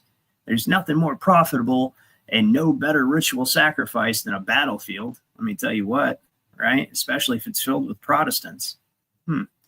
Anyway, the Declaration of Independence states that they are endowed by their creator with unalienable rights. Absolutely. And the Virginia Bill of Rights, let's pop over to that sucker for a second, because this thing's amazing. This is the original 1776, unanimously adopted 1776 Bill of Rights, penned by Thomas Jefferson himself. And this is quite amazing. That all men are by nature equally free and independent and have certain inherent rights, of which when they enter into a state of society, that's what the word state means, right? What kind of state are you in? Are you in a free state? Are you in a free state of society, right? And that's what he's saying. So enter into a state of society. So when you see the necessary for the security of a free state in the Second Amendment, they mean necessary for maintaining your state of freedom, not the state's freedom. Your state of freedom is what I'm trying to convey here.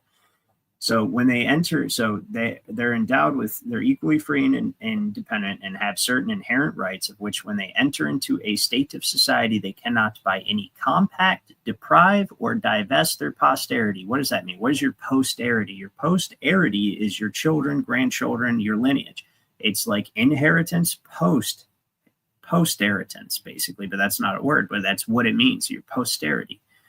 It's what comes after you. So that means your mother and father could not sign that birth certificate and mortgage and indenture your property rights away, right? They could not do that, though they did. That's why you can undo it. That's what we teach in the Jurist Society, how to claim your estate, right? How to place your property into a private express trust outside of the commercial ship of state, right? Private express trust that exists in the private, not the public. That the public policy, the Supreme Court has upheld, the public policy will not have any ability to affect so long as that trust stays private. They cannot, you don't have to ask for permission. You don't have to register it. You don't have to disclose the terms of it. You don't have to do any of that.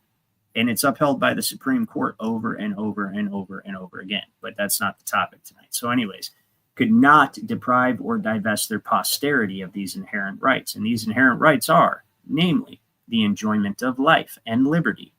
Now, everybody goes, yeah, life, liberty, and the pursuit of happiness, right? No. Jefferson actually explains what your common law rights are.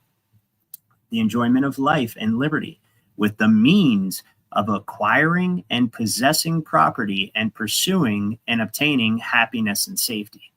So the means of acquiring and possessing property and protecting that property, right? And if you really wanted to make this a full, absolute, complete breakdown of what it should be, you should have put the absolute ownership of that property. That's freedom.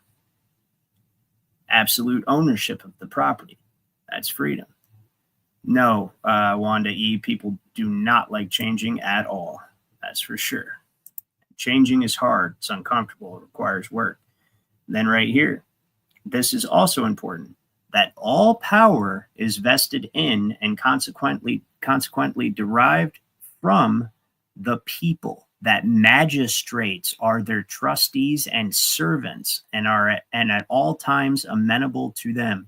When that's common law court, I say this all the time, and I cannot, when you hold court, right, when you file an action at law, you are the sovereign of that is your court, just like it says in the Magna Carta. No free man shall be deprived of his court. Every man and woman nowadays, right, has the ability to hold court if you're sovereign, because the definition of court is the sovereign and his suit, his lawsuit, which is originally suite, but it's the sovereign and his suit.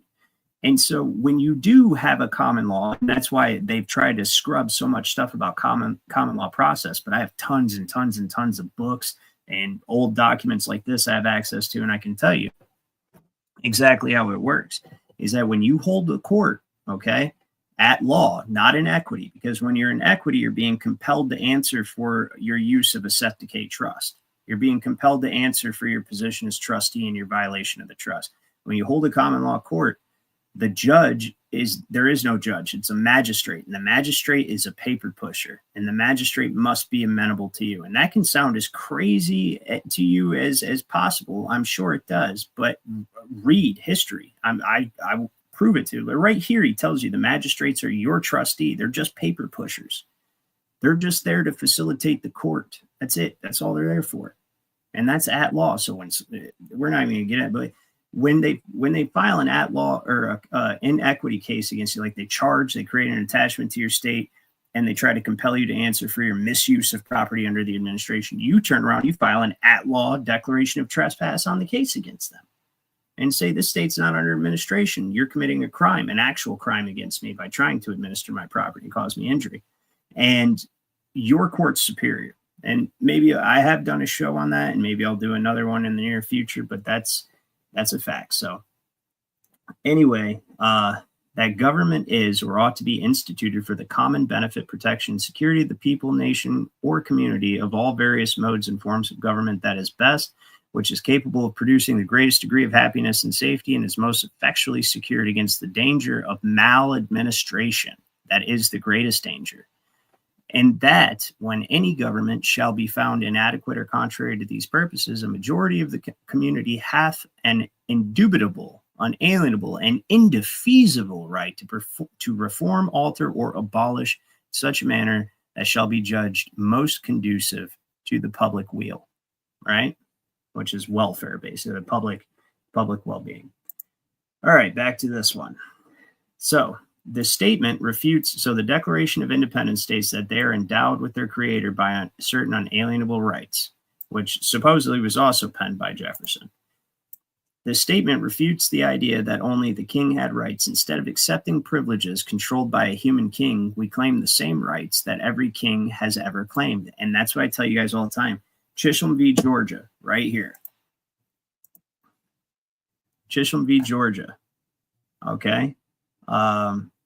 Right here. At the Revolution, the sovereignty devolved upon the people, or devolved on the people, and they are truly the sovereigns of the country, but they're sovereigns without subjects, unless African slaves among us may be so called, which was unfortunately the case at that time. But when they gained their freedom, the 14th Amendment, as Andrew Johnson said, was absolutely unnecessary because they had just become free, and in time they would learn how to be independent. And once they were independent, they would be able to exercise their unalienable rights at common law. It's that state of dependency that causes you to come under administration. They capitalized on that. It was like, oh no, we need to create this class of citizens for them so that we can grant them privileges and immunities, which can be taken away, and protect them, right? And that was a trick to bring them under administration. All it did was take them from being private property to public property. Okay. And so the people are sovereigns without subjects and have none to govern but themselves. The citizens of America are equal as fellow citizens and as joint tenants in the sovereignty. So the reason I showed that was just to put a little punchline in what I'm about to say. When we won our independence, we didn't create new law. We kept using common law. One of the reasons we fought the war was because the king was subjecting us to foreign law on behalf of the Bank of England, and that was the International Admiralty Courts, the Admiralty Courts that they had instituted in medieval times in England and had gotten from basically pirates. Let's just put it that way. We'll go through that another time, but that's a whole story in itself that's quite interesting about how Admiralty got thrown in the mix there. And but anyways, they were subjecting the colonists to Admiralty courts, and these Admiralty courts were not courts of law at all, and they would reduce the colonists to chattel property under the very companies that had chartered the colonies in the first place, right?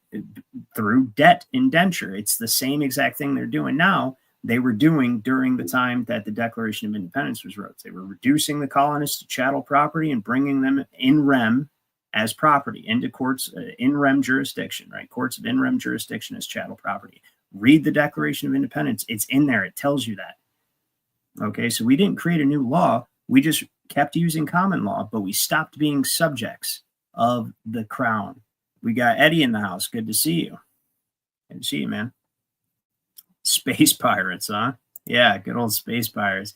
Well, you know, it's funny about the fact that they fund NASA from on appropriating funds from your sweat equity, which is literally what they're doing. They mortgage your estates to create the Federal Reserve System. So every time that they're talking about a new budget, new spending bill, what they're doing is putting forth a proposal to essentially the central banking cartel that they have to agree on, of course, to appropriate money for your benefit because you are the infants, the wards under their administration. And so everything that they do has to be for your benefit. So the fucking space agency is under Title 42, health and public welfare, public health and welfare. Don't believe me? I'll show you right now. We'll do it. We'll do it live right here. Title. Whoops, that is not how you spell title. Title 42. Right? USC. Let's see. USC title, public health and welfare. Sure, we'll go to this one. Nope, we don't want to go to that one because that one's not very detailed. So Title 42, USC.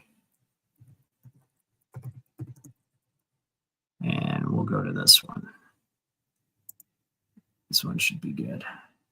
Yeah, so the public health and welfare, right? So this is where it's under Title 42, public health and welfare, Chapter 26, National Space Program. What? What? How? Wait a minute, but it has to be. Otherwise, they can't appropriate because that's how the now we can get into the principles of equity and trust, right? Since they're the curators, they're the wardens, they're the guardians of all the infant 14th Amendment citizens.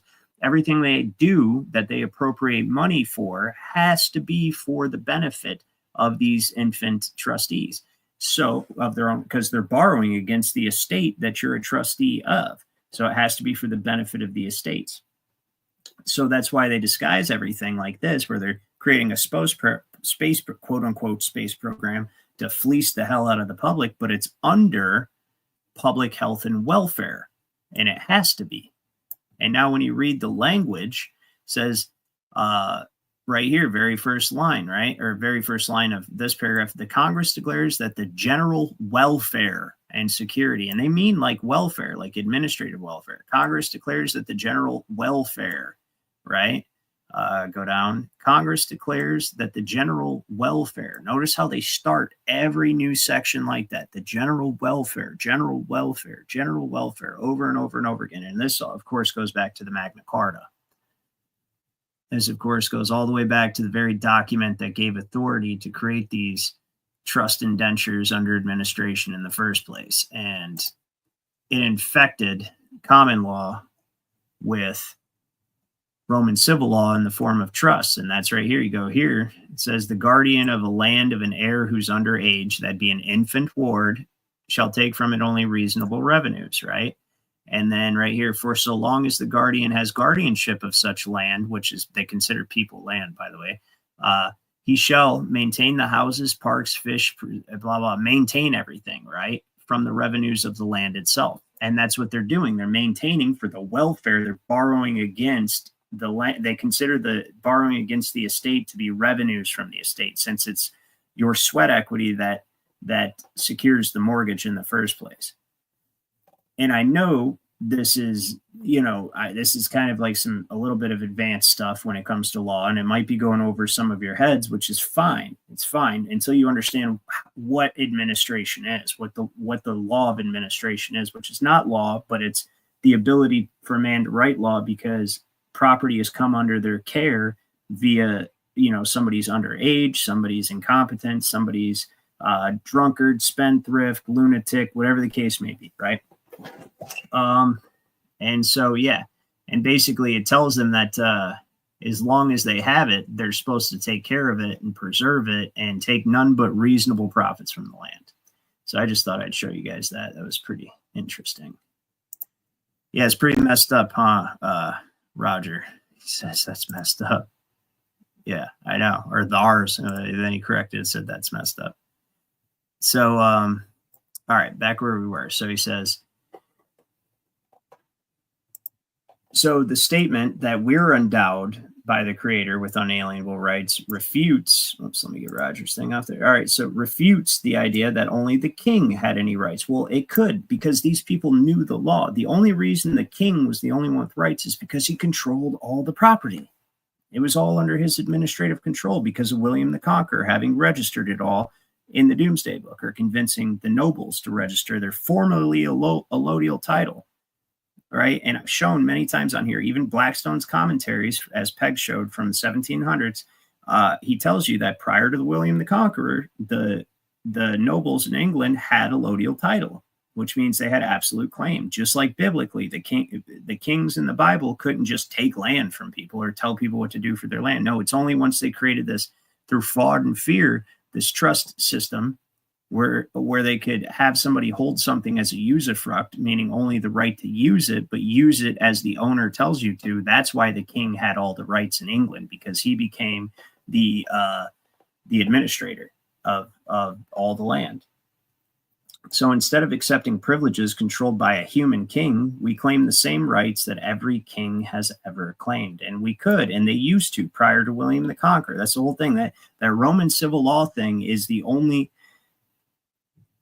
It's the enemy of actual law. It's artificial law. It's the devil's law, in my opinion, because it reduces everyone to property, along with everything under administration, and treats living men and women no different than any other piece of property under their administration. And that's what they always do. And the way they do that is via contract. Watch last night's show if you want to learn more about that whole aspect of it. But we consider this to be self-evident now, but it was necessary for us to defend this idea by fighting a bloody revolution that ended with the Treaty of Paris in 1783. Well, it's still not self-evident to people, because that's why we're under a worse system. We're under a worse system than the colonists were when they fought the bloody revolution. This is worse. It's way worse. As far as like what they're doing to us, and the only reason it doesn't seem worse is because of all the creature comforts and luxury entertainment that you have to distract you from the fact that you're a slave. The significance of this treaty was to transfer ownership of the land from the king to the people in America. Hence, the American Revolution was ultimately about the right to own property, period. The ownership of property is the most important distinction between freedom and tyranny. And look, you can see this echoed. You can see this echoed in, let's see, I know I got it up right here. Article 1, Section 14 of this very poorly photocopied Wisconsin Constitution says that all lands within the state are declared to be allodial, and feudal tenures are prohibited. It's Article 1, Section 14 of the Wisconsin Constitution of 1848. Okay? And it tells you right there, all lands in this state are allodial and feudal tenures are prohibited. Well, how the hell is it that you pay property tax? A feudal tenure. Allodial means there's nobody above you that can charge you for the use of it or tell you how to use it. That's what allodial actually means. If we look up allodial, literally right now through the AI Copilot on the shitty Bing web browser, it'll still tell you that. And you know what? While it tells you that, my computer will tell you that I misspelt it. Well, if you type it into Word or something, it tells you misspelled that. It's not a word. Yeah. So, oh, now you're not going to bring, oh, there it is. Allodial title is a form of property ownership that grants the owner absolute rights. Hey, stay off there. Stop it.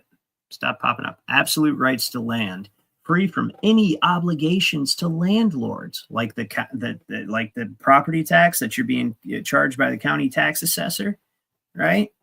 That's a landlord right there.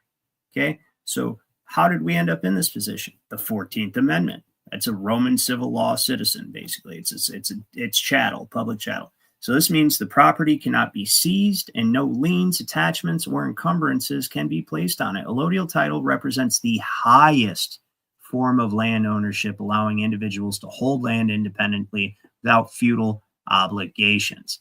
Okay, the concept originated from common law jurisdictions and is designed to protect property owners rights. Well, see, it didn't originate from, it's not designed. Yeah, it wasn't designed. It's an inherent right. That's where the AI is tricking you. It's an inherent right, allodial title is. Hence why, again, it's right here. Wisconsin Constitution, the original 1848, all lands within the state are declared to be allodial and feudal tenures are prohibited. Period. One more time, I'll show you. Wisconsin, state of Wisconsin, Constitution of the state of Wisconsin. Okay, adopted and so on and so forth. So you guys get the idea. So the ownership of property is the most important distinction between freedom and tyranny, and especially in the varying degrees that exist between freedom and tyranny, say like an absolute constitutional republic with absolute private property rights. And then you have socialism and the varying forms of socialism in between, of which we are now. Actually, we're more towards communism. And then you have absolute communism, right? And the varying gradations between each of those points is determined by your right to property. Okay, the ownership of property is the most important distinction between freedom and tyranny. Thus, when I say that all law it involves property, that all your rights are derived from property, that's absolutely true. And anybody who knows the law knows this to be true, which is why when I have trolls come on here, I say, you have to tell me the difference between law and equity. You have to show me you know the difference between law and equity before I even waste my breath with your stupid ass, because you're just nonchalantly dismissing all of this information that I can prove as if it's crazy without knowing the first fucking thing about how law works at all. How can you do that? I challenge anybody to a debate. And first, especially lawyers, but first you have to know that, you know what, lawyers don't even have to know, just your bar card will get you into a debate with me and I'm going to tear you up. But outside of that, anybody, just normal people, you have to know the difference between law and equity. Because once you learn that, then you're not even going to want to debate me anymore and be like, holy shit, he was right. It's crazy. Okay. Equity is enforcing that trust arrangement, that the court of conscience, it says that the parents of the trust were fraud and fear, and the court of conscience was its nurse. That's the court of equity. Of course it was, because you got some black robe priests of El up there. That's part of the bar association controlled by the Inns of Court, controlled by Baphomet himself. It's the old Templar church. I was making a reference to that. But anyway, so this idea is so important that John Adams, the 12th president, right after George Washington, wrote, which I like how he put that, the 12th president right after George Washington. That's a slick little, what he's alluding to is this: all the presidents we had under the Articles of Confederation. Okay. Yeah. Whoops. Not my mail. Of which there were 10 or 11. That's debated. I think it's 10 though. Yeah. And that's what he says by saying that Adams was the 12th president. But the moment the idea is admitted into society that property is not as sacred as the law of God, that's powerful. I've never read this quote before. John Adams said this. He said that the moment the idea is admitted into society that property is not as sacred as the law of God, and that there is not a force of law and public justice to protect it, anarchy and tyranny commence. Yeah. Which really, when you think about it, absolute anarchy without an internal monarchy amongst the men and women in that society would be the same as an absolute tyranny by a government, because it'd be like a Mad Max scenario. So I can see where he's coming from. Let's see here. Let's see what questions we have comments before we go forward. It says, got to go to the grandkids. Okay, we'll talk to you, and we'll see you in a little bit. Raj, don't forget about our Jurist Society meeting tomorrow at 5. Scott NYC says, maybe this is why the government keeps the alien invasion relevant, so as to keep funding NASA. He's still stuck on the public health and welfare thing with the space program. Hey, I know, right? It's mind-blowing. But yeah, probably. Peg's Place says, it is really a corrupt system. No wonder so many are drugged and drunk. The more you know. Yeah, there's definitely a heavy aspect to that as it pertains to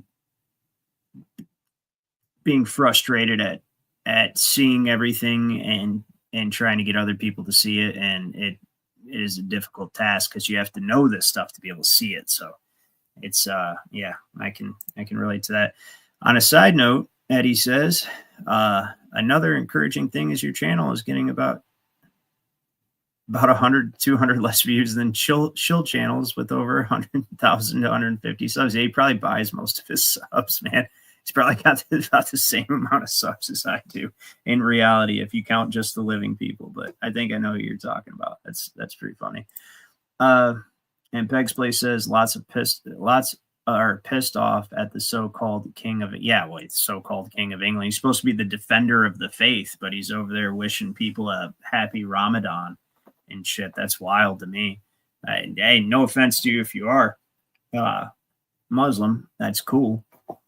But the King of England's not supposed to be like, wishing you a happy Ramadan. I mean, we're not going to get into that one. Maybe we'll do like a rumble on that whole situation. But anyway, because I think I have some viewers in England, I'd like them to be able to watch my stream, at least this one, to learn this stuff. So regardless of your religious views, he says, regardless of your religious views, I think it can be safely said that anything as sacred as the law of God would hold considerable weight in any argument. Yeah, unless people are communist atheists that want to chop off, do gender-affirming care and stuff like that. So, unfortunately, not everyone in America holds property in such high regard. Yeah, particularly the government and also the really poor people that just want to mooch off the government. So those are probably the two greatest enemies to the people. Most of our problems in the United States can be traced to the blatant disregard for private property. Examine the quote of another American president, Theodore Roosevelt. Get out of here, mosquito. Theodore Roosevelt. Every man holds his property subject to the general right of the community to regulate its use to whatever degree the public welfare may require. Wow, I didn't know old Teddy said that. That's pretty much just as scumbaggy as his cousin, Franklin. No, that's not true at all. You don't hold your property subject to the general right of the community to regulate it. No, that's if it's public property. If you've given the public an easement to it, then yeah, for sure. But private property, absolutely not. But old Teddy was president right in the first decade of the 1900s. So that was right after the 14th Amendment, and they were really trying to get that cemented in there. So he was probably the hero of that time. Whenever the people need a hero, we shall supply them with one, right? That was probably Teddy at that time. So if I own a piece of property, I control what happens to it. If the community has the right to regulate my property he sounds just like me. If the community has the right to regulate my property whenever it wishes, then I do not truly own the property. I am merely occupying it through the generous will of the majority. Both statements cannot be true at the same time. So either you own it or you only have the ability to use it. Which is it? Right? And that's what I tell you guys all the time. This should basically be beating a dead horse here. Yeah, so the Scott NYC says the government loves to create outside threats. Yeah, absolutely, because it's all about the offering safety and protection. And as long as they can keep you in a state of fear, they can control you. That's the whole point of all the boogeymans they create, all the boogeymen they create, like North Korea and Iran and Syria at one point, right? Afghanistan, Iraq, they all multifaceted situations, but primarily it's to scare you into giving up more of your liberties for safety. As Benjamin Franklin aptly said, though he was a member of the Hellfire Club and had corpses under his house, it turns out, he did say those who sacrifice liberty for security deserve neither and will lose both. And that is true. That is absolutely true. But my favorite quote, and the one that keeps coming increasingly to mind as things progress towards this digital tyranny, is Thomas Jefferson's quote that the tree of liberty must be refreshed from time to time with the blood of patriots and tyrants alike. That tree is pretty thirsty right about now. It's really thirsty. So, all right. I'm only going to go through a little bit more of this document. We kind of definitely got off the Michael Sarian document, but I felt like that was a little dry for you guys, a little boring, and you get the gist. It was all a big trick. like for instance, the use of the term the United States in a multifaceted way, where it actually has three separate meanings, and always has. One meaning of United States is to refer to the geographical area, the territories, and the several states, right? The geographical area of the United States as the collection of several states in a confederation united. That was one definition. The other definition, right, is a federal corporation. Okay, a federal corporation. And the third definition is as basically it's the District of Columbia doing business as the United States, essentially. It's no really other way. So the two of them are really, I guess you could call the two of them one of them, and you didn't have that at the beginning. So the original term, the United States, I guess, was twofold, but they had that dual meaning intentionally to be confusing. I'll show you guys something real quick. So this is a cool little site I showed you. So you've got, he shows you the different definitions. So one is 28 U.S. Code Section 3002. It says United States means a federal corporation, an agency, department, commission, board, or other entity of the United States. Title 18, U.S. Code Section 5 says that the United States used in this title in a territorial sense includes all the places, waters, and continental or insular subject to the jurisdiction of the United States, right? So they do that on purpose to confuse everybody. But in reality, the United States itself is just it's foreign to the states, whether it be referring to the federal corporation, the federal government, or the territorial collection of the several states. Well, that's the only sense that it's not foreign, but the other two, it is foreign. So when it's referring to the federal government, the federal corporation, that's the debtor bankrupt to the central banking cartel, both of those things are foreign. And I prove this over and over and over again. We've got, let's see, I got one for you. United States, well, I had it. Yeah, this one. United States v. Cruikshank, right? Like PJ. Says that there is in our political system a government of each of the several states and a government of the United States. Each is distinct from the others and has citizens of its own who owe it allegiance and whose rights within its jurisdiction it must protect. The same person may be at the same time a citizen of the United States and a citizen of the state, but his rights of citizenship under one of those governments will be different from those he has under the other. They are all foreign to each other, and the United States, as the federal corporation, is foreign to all of them. Okay, I like that. Eddie said, I just sent the Jefferson quote to my wife a few days ago. 'Tis time. Scott NYC says communism has always been drilled into the minds as a threat, yet everything legislate. Yeah, absolutely. Yeah, for sure. That sure has brought us right straight into it. And then, of course, we've got the good old McDonald v. State that tells you that this is Indiana Supreme Court from 1883, just after the 14th Amendment was ratified. It says one may be a citizen voter of the state and yet not a citizen of the United States. And that's under their state constitution, which is true for everywhere because the United States is foreign. So much so that in the Hendrick v. Maryland case, they're trying to regulate. Okay, they're trying to regulate the people from the District of Columbia, the United States citizen, as they drive through Maryland, because they're foreigners. So it's considered international or international commerce. That's what it's considered. And that's what this whole case is about, oh, that's unconstitutional. And they're like, no, it's not, because technically it is international commerce and blah, blah, blah. And it was set up that way so that they could eventually lay that net of territorial jurisdiction under Article 1, Section 8, the commercial clause, the commercial powers of Congress. That was the plan the whole time, So, they are foreign to one another, and all states are foreign to the United States, and that's a fact. It just is what it is. I can show it over and over again. That's why you got this right here, 1967, June 13th, if it ever opens.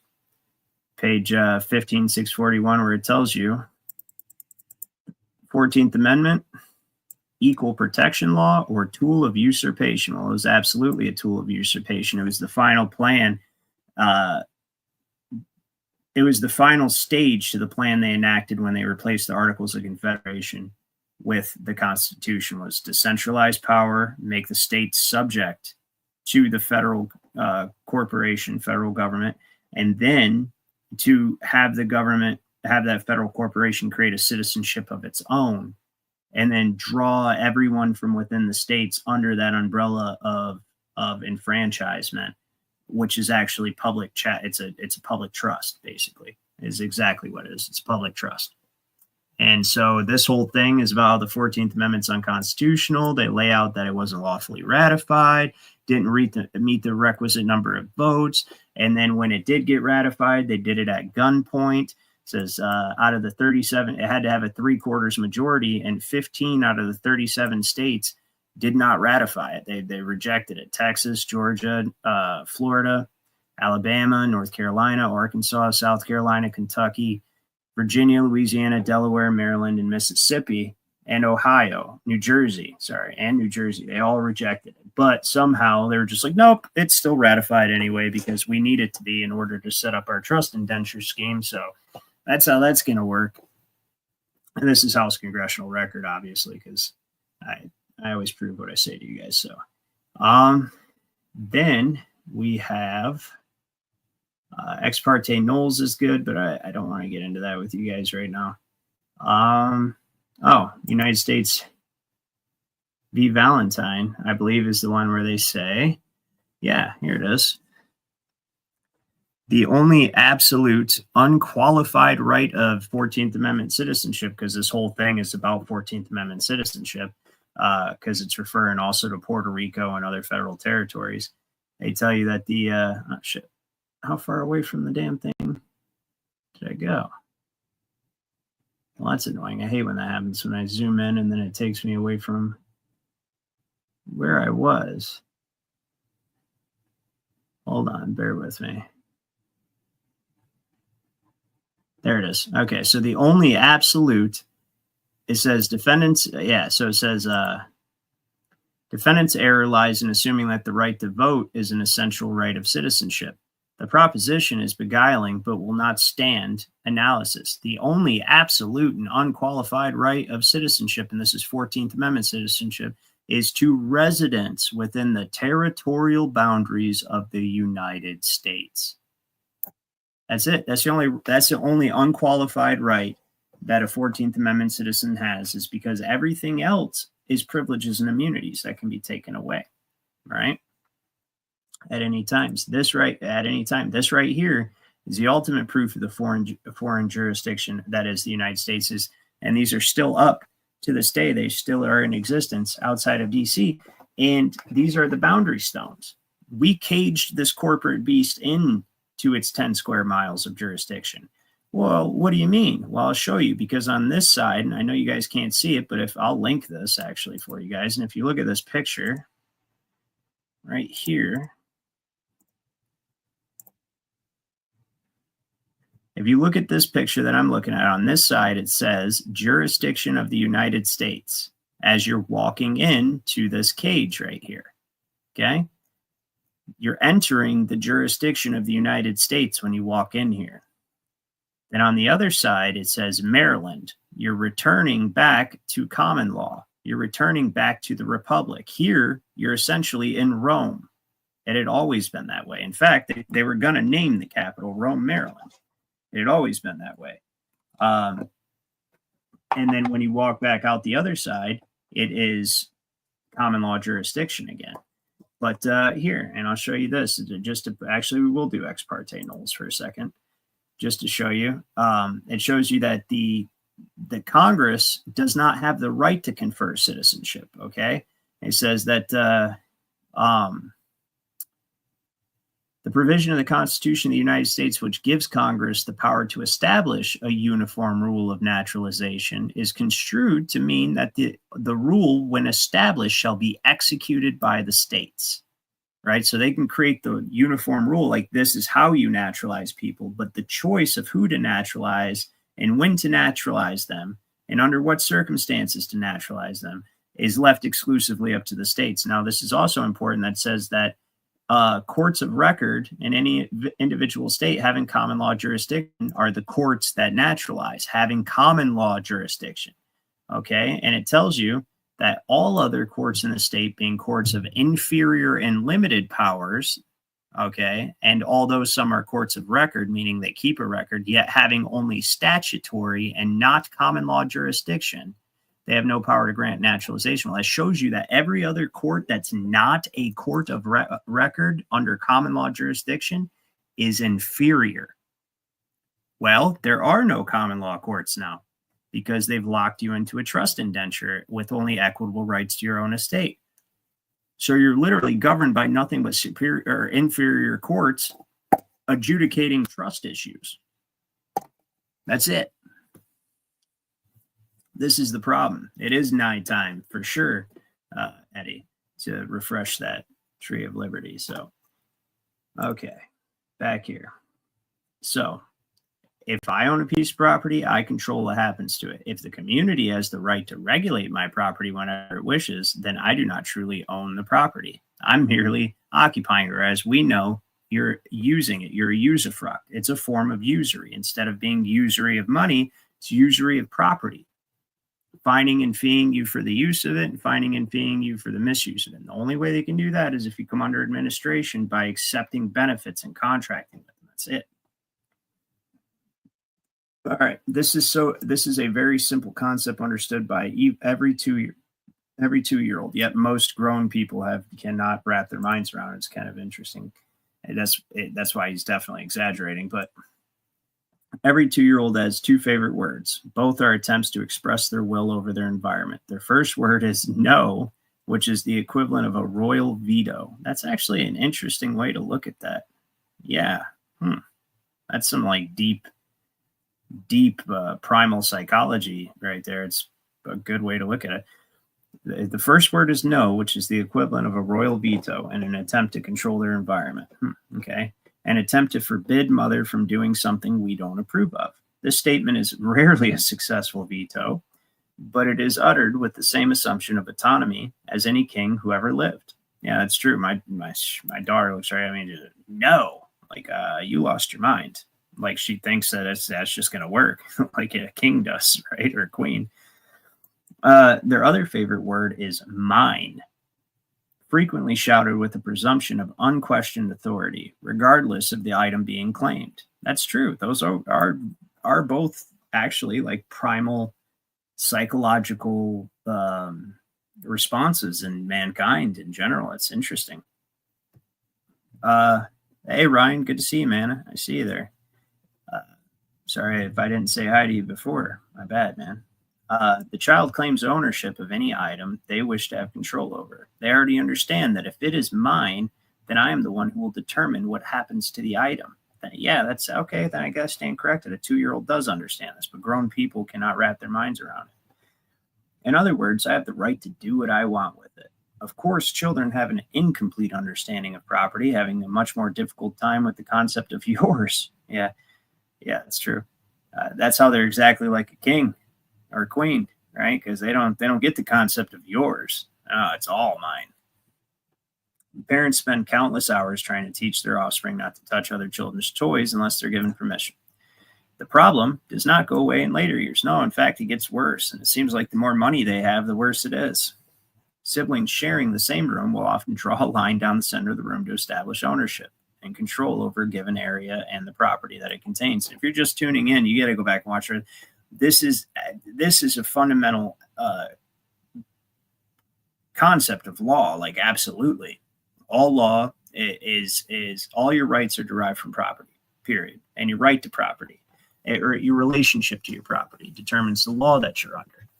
And yeah, it does go all the way back to a primitive understanding. It's like written on our hearts, right? It's just kind of how it works. So adults assume that they have a much better understanding of property than children do, but that's not necessarily the case. As I just said, Americans do not legally own property in the manner they believe they do because they do not exercise autonomous control over the property. Hell, a lot of stuff you got to get permission to alienate it, to sell it, to dispose of it.